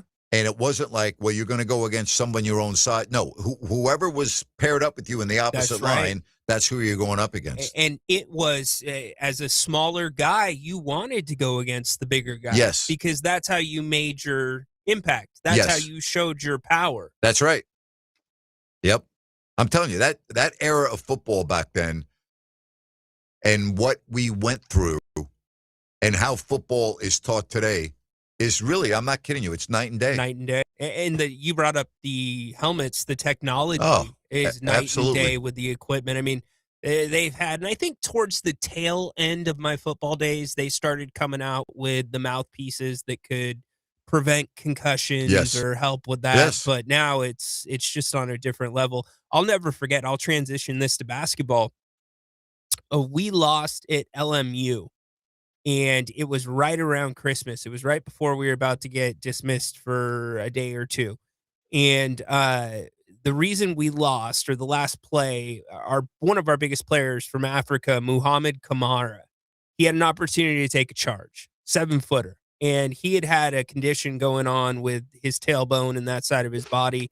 And so he didn't take the charge. So the next day, instead of being dismissed that night from LMU, we were back at Viejas, and Steve, or Coach Fisher, lined up everybody, just as you said, no attention to size, and put one person at half court and the other smack in the middle of the key. And it was taking charges. Oh, boy. And wow, you want to talk about physicality. Yep. No football pads there. No, boy. Wow. The sport that has always blown me away is rugby. Yes. I do not understand how players at the end of a rugby match can walk off the field. Oh, my gosh. And not be carried off on a stretcher. Did you see this new sport that just got started? No. Okay, it's basically what you're saying. It is a massive, it's two huge guys running as fast as they can and running into each other. And the purpose of that is what? To knock somebody out. I think one of them's carrying a ball. I'm going to send it to you really Well, I've quick. seen the slapping, two guys that slap each wait other. till you see this. Yeah, okay, send it to me. But I've never understood that sport. The slapping across, I mean, like, what is the purpose of that sport? It's just it's a gimmick of MMA, right? It's trying to dissect different things that could happen in a fight. I guess. In highlighting them. That's unbelievable to me, Ryan. Yeah. Wait till you see this. You are going to gasp, especially because it's 2026. Yeah. All right. Again, 916-779-0929. That's 916-779-0929. You had to get your bell rung. Spot on, says Grant. Yep, absolutely. In high school football. No doubt about it. It is totally different now. Totally different now. No doubt. Totally different. I'm sorry I didn't see your question until now about are they going to build some sort of shade for the new stadium. I would say they'll probably do the best they can with that. It's a very good question. It's a fair question. So I'll try to find out and get some information for you on that. All right? I'll try to find out. All right, Ryan, I'm going to open this up while I'm on the air and look at this. Yeah, do play-by-play of this. Well, let me see it first because I don't even know what I'm looking at. All right. So with a full oh, my God. Why? Right? Are you okay, is this a league? This is a league. Oh, come on. Yep. Where's that at? Oh, my gosh. Are you sure that's not AI or anything? I am 100% sure. It's called Run Nation. Come on. Dudes literally sprint full speed straight into each other like human missiles. Human missiles. Are you sure that's real? Come on. I find that hard to believe. 100% real, Grant. Run Nation. I'll send you another one. Oh, my goodness. Wow. That's like the hitting drills back in the day. With pads on. With pads on. Yeah.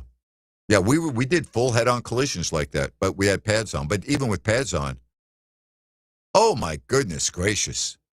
I would think you could die doing, I mean, yes. You could literally, well, I don't even know what to say. I'm not normally like at a loss for words. After what you just showed me, wow. Somebody wants to know my prediction on the Kings tonight. Well, that's funny you say that because in our final segment, that's what we're going to talk about.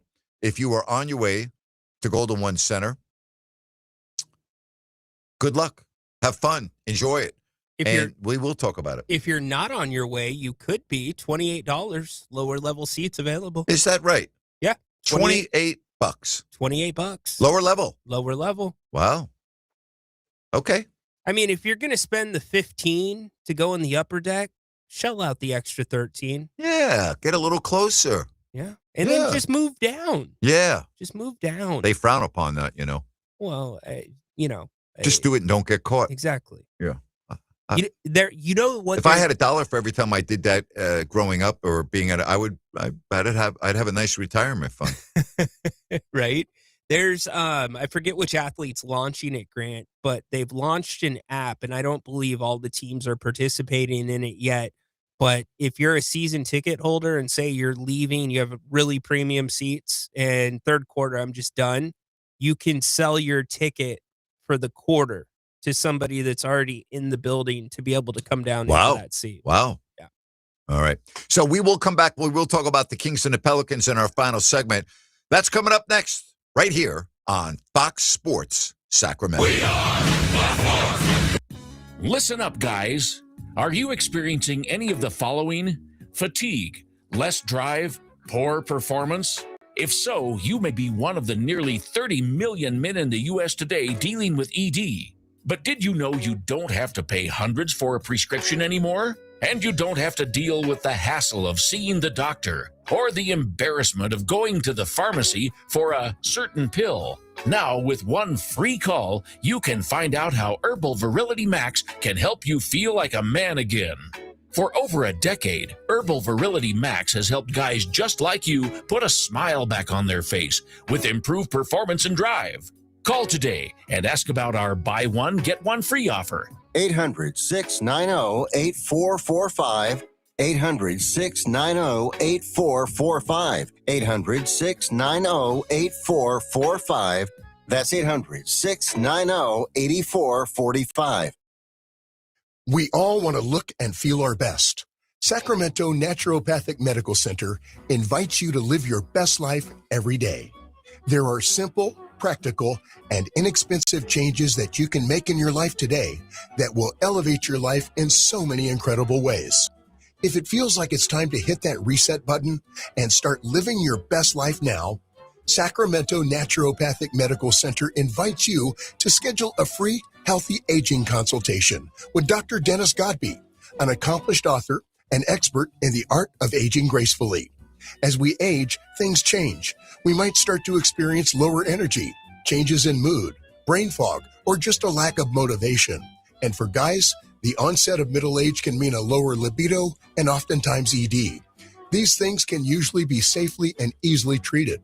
Visit gettingbetternow.com today and schedule your free healthy aging consultation with Sacramento Naturopathic Medical Center, located in Midtown. If you've been waiting to buy a home, then you must be prepared to act soon for what's about to happen in the real estate market. The expected Fed rate cuts will renew the housing market demand. Buyers, like you, will flood the market. Bidding wars will happen, homes will sell quickly. You need to get your ducks in a row, and the best way to start is with an experienced broker to represent you. Village Financial's Spencer Grimmenstein is that broker. Spencer's white glove service, boutique experience, one-stop shop method makes it so easy. Spencer will navigate you through the process from start to finish. He has extensive home listings to choose from throughout Northern California. His 30-year mortgage brokering experience will get you the best rates. He also has access to private money to help you expedite getting your offer accepted and closed. And don't forget that it makes sense to call Spence. Call now to schedule a free home buying consultation. 916-805-4868. 916-805-4868, or visit Spencer's Village Financial website at bfgloans.com.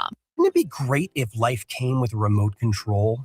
You know, you could hit pause when you needed to, or hit rewind, like that time you knocked down that wasp's nest. Uh-oh. Or that time you forgot to roll up your windows in the car wash. Fantastic. Yeah, a remote control would have come in handy then. Well, life doesn't always give you time to change the outcome, but prediabetes does. With early diagnosis and a few healthy changes like managing your weight, getting active, stopping smoking, and eating healthier, you can stop prediabetes before it leads to type 2 diabetes. It's easy to learn your risk. Take the 1-minute test today at doihaveprediabetes.org. Life doesn't come with a remote control. Yikes! So you're on your own with the wasps. You have the power to take control of prediabetes. Visit doihaveprediabetes.org today. That's doihaveprediabetes.org. Brought to you by the Ad Council and its prediabetes awareness partners.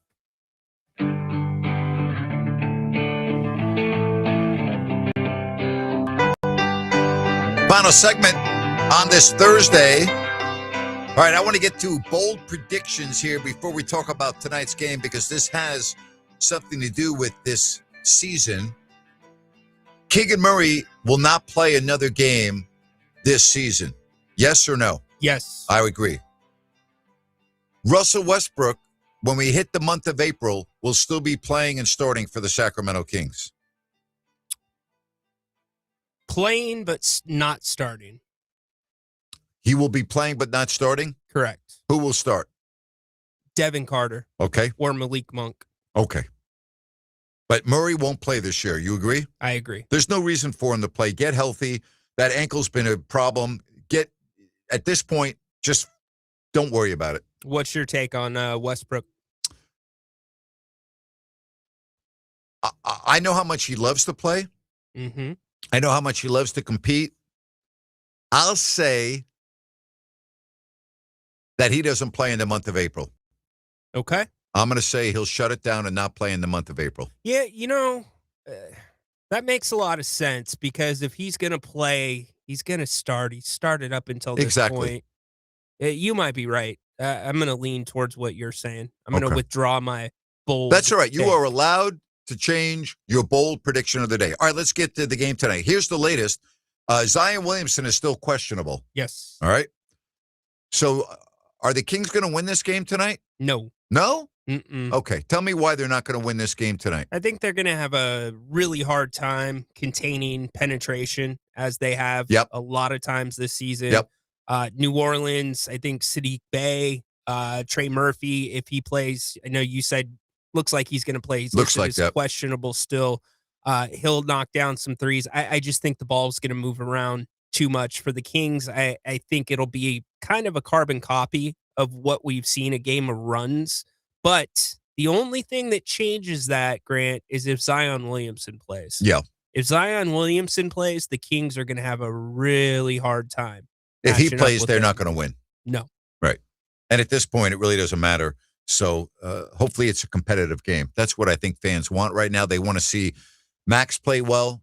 They want to see Nick play well. See how Nick, that 3-point shot of Nick Clifford does not look good. He's going to really, that's going to be a big offseason for him. He has been working extensively on it throughout the season. I mean, every single practice, and I get it's normal for guys to get up extra shots. I'm telling you, Nick is getting up extra shots. Good for him.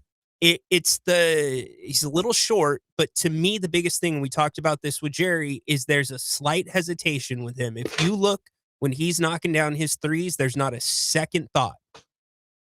He gets it, and usually the first one goes in. But what do you think of his technique? I don't have a problem with his technique, actually. I think it's more mental, and it's just that little bit of hesitation because he's not sure whether to drive or whether to shoot it. All right, let me ask you this question. With what, less than 20 games left now, or is that where we're at? What would you say if you were going to just talk about this right now as we're sitting here on the 5th of March? What letter grade would you give him right now for this season? Ooh. I would give him a C. Not going to give him a C minus. I can't give him a B because of the inconsistency, but he definitely gets a C because of the way he's played defense and also court vision, which we've talked about, but the fact that he's not afraid to step down from a challenge. He doesn't care if it's a star in the league. He's attacked the rim aggressively, something that some rookies will not do, especially at his size. So it's a C for me. Where are you grading him at? I'm giving him a C minus. Why the minus? Just wildly inconsistent. I'm looking at the poor 3-point shooting at 31%. I'm looking at the total production of just a little over 7 points a game. I'm looking at turnovers, and I'm looking at, based on how he looked in the summer and in training camp, I was expecting more of him.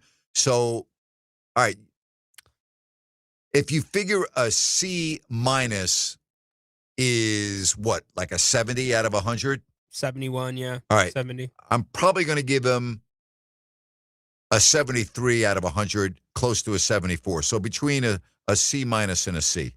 So what's interesting about him for me is his grade can still drastically swing because I agree. Into my grade, I am working in the curve. I agree with that. His minutes for the first half of the season were so wildly inconsistent. They were with fair. Different combinations. I think that's fair. We've both asked for a sample size of 25, 30 games of Neek getting plenty of runway, and we are right in the midst of that right now. And the other aspect, while I'm giving him a C minus, he's only shooting 40% overall on the year. Yeah. And he's played 23 minutes. And here's the other deal. His free throw shooting's not good. That's not acceptable at 72%. No. For a guard. So that's why I'm giving him a C minus. That's fair. It's a great point about the free throw shooting. He's got to be better than that, Ryan. Yeah, has There's to. no reason why he can't be in the high 70s to 80%. Yeah. He's got to be. There's no excuse for it. I don't think his free throw attempts are super high off the top of my head. Let me look it up. He doesn't usually get a great whistle. But you know what? It's Whistle gotta be or not? better. Yeah, I understand. Whistle or no whistle, he needs to make them, right? 100%. Yes. At his position, with the way he plays his game, with that floater attacking the rim, the threes and the free throws make all the difference for a guy like that. Yeah. Well, I don't have the number of attempts. All I know is he's shooting 72% on this one. But you just made a really good point. This could really change a lot here as we sit here on March 5th when we're reviewing everything, going back to the middle of April, we could have a whole different opinion on this. No doubt about it. No doubt about it. That's why these games are very, very important for him. These really are important games heading into the offseason. It changes, at least for me, and I hope some Kings fans will adopt this. The way I watch a Kings game is not watching for a win. I'm watching for progression and growth for the guys that we know will be part of this team next year and the year after. Yep. And if you are seeing that, as in Max's case, that's a small win going forward. Well, tonight, Kings and Pelicans. So you're picking New Orleans to win the game. Is that right, sir? I am, yes. I'm sorry, Kings fans. I've got the Pels here. So the Kings traditionally, even with their players healthy, do not match up well with this team. No, they never have, right? No. I shouldn't say never, but. Check this out, Grant. Looking at Grant's Cameo page. Grant, I'm going to order a video. Oh, good. Amazing that you can ask for advice. That's Yes. Athena. Yes. How about that? I'm happy to do a cameo video. Hit me up, and I will take care of it for you. I got all 5-star reviews on there, and I do appreciate the people that are nice enough after I do a cameo to review me. Good job. Yeah. Good job. I try. You know what? Someone's going to pay me to do something. I'm going to make sure I do it well for them. I'm not going to go half ass on that. I'm going to make it. I'm going to make them happy. Yeah, not everybody on Cameo is like that. Oh, so I good am. job Like, by it's you. important to me. I want to make sure that, like, the person that's receiving it's like, wow, I want to make it special. I love that. Love it. Yeah. I don't charge a lot. I charge not much at all. Yeah. So someone's going to hit me up on Cameo, huh? Yep. Good. So which way are you going, by the way? You got the Kings tonight? No, of course not. No. Okay. No. How many shots is Westbrook going to take tonight? You know, after last game, I noticed a couple of things that were positive. Yeah. He made the extra pass, and then he got it back, even though it ended up in a Westbrook shot. I hope the mindset is changing. I'm going to say he'll be under 12. No, it's going to be more than 12. I'm going over. You got the over-under at 12? I've got it. No, at I'm 12. going over. Okay. Yeah. I'm going to go under. No, I'm going over. Definitely. Hey, a Village Financial Group, buying a home in 2026, selling a home. Spencer Grimmenstein, Village Financial Group. I love talking about him for a variety of reasons. Number one, I've known him for a long time, and I can vouch for him. Number two, he's really, really good at what he does.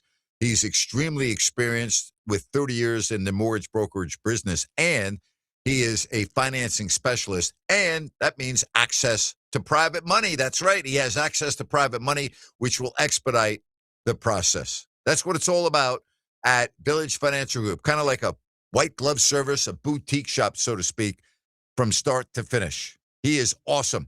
Give him a call or text him at 916-805-4868. That's 916-805-4868. And check out thousands of available properties online at VFGloans.com. It makes sense to call Spence at 916-805-4868. Village Financial Group, looking out for their best interest. So I want to get back to what I was talking about last night. When I left, I'm like, those Vegas Golden Knights better win. All right? They better win, or George may never talk to me again. So I texted him this morning, right? Yeah. And I said to him, I go, I really needed that win because I figured you would never talk to me again. And I said, that could be the biggest 25. I said, I think that's the biggest 25 minutes of hockey your team's played this year. Or I said the most important. And he agreed with me. And then I said, you think part of that's an Olympic hangover? And he said, yes. Their best player, Jack Eichel, finally got his legs and got his game going last night. And he's their best player. And he played on the USA gold medal team. So, yes, I do think that if they had 9 players playing on the Olympic teams around, and Ryan, 5 of those players played in the gold medal game. And if your players are playing on the Olympic team, that means they're playing big minutes on your team. Yes. Yes. Yeah. So it's going to be fun. And the Sharks with Macklin Celebrini, they're trying to get in as a wild card. That would be so fun to see the Sharks in the playoffs. That would be great. It'd be great. They've just never gotten there, right? They can't get over the hump. They can't make it to the finals. They've had when they had Arthur Zerbe in goal, and they had a very potent lineup. with Joe Thornton on the back end, and they had really good teams. They were very good teams, dynamic teams, and they just couldn't get over the hurdle. They couldn't get over the hump. How is the fan base? I've never been to an NHL game. How's the fan base in San Jose? Very loyal, very good, Okay. but it's limited. There's not a lot. In other words, the fans that are there go to the games, and but there's not a lot. Okay. Got to make that happen. I'm telling you, it's a great place to go watch a game. I like the environment.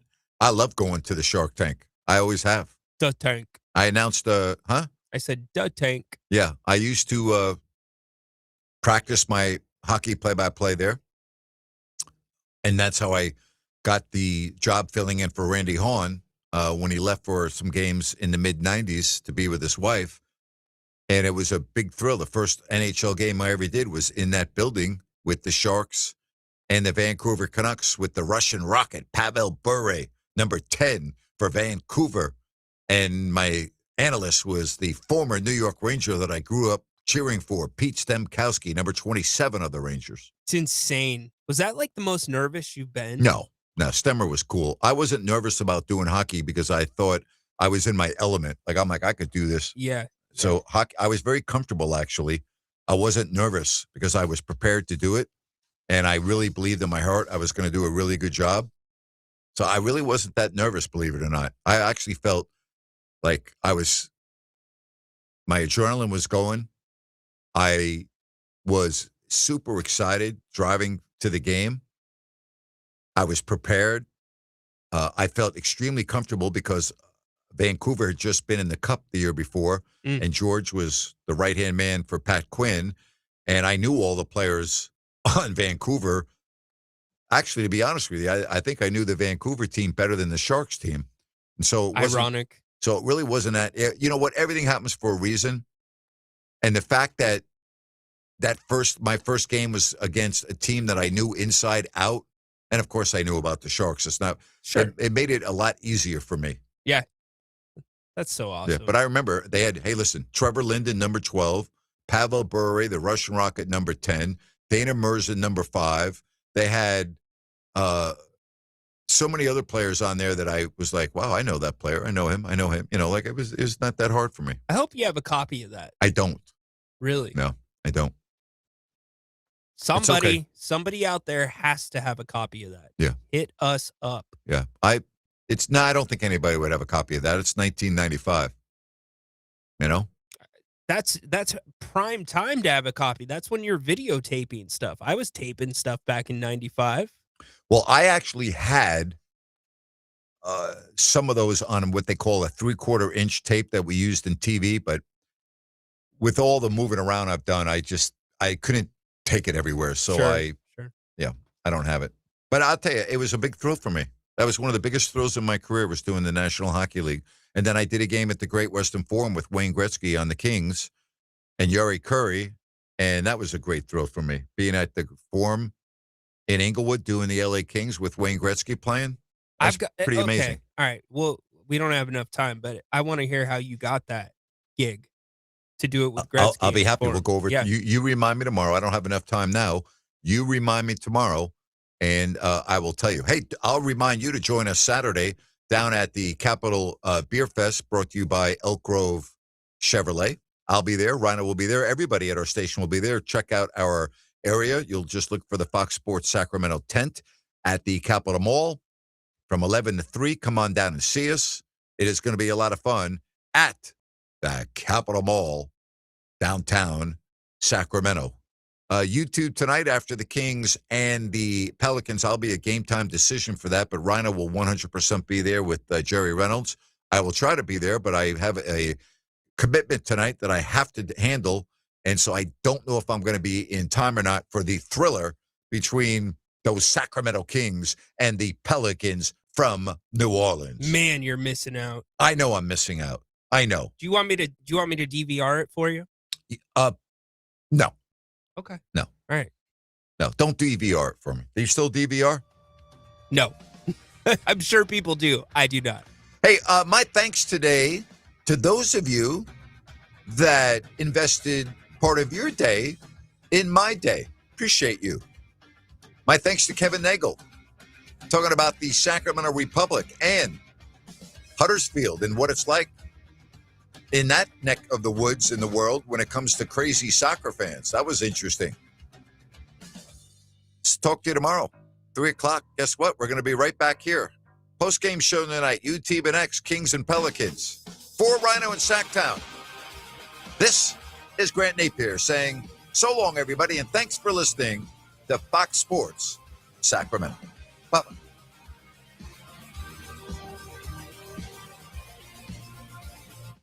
Call the good dudes at your broods. GUBRUDS. Homeowners, if you have an electric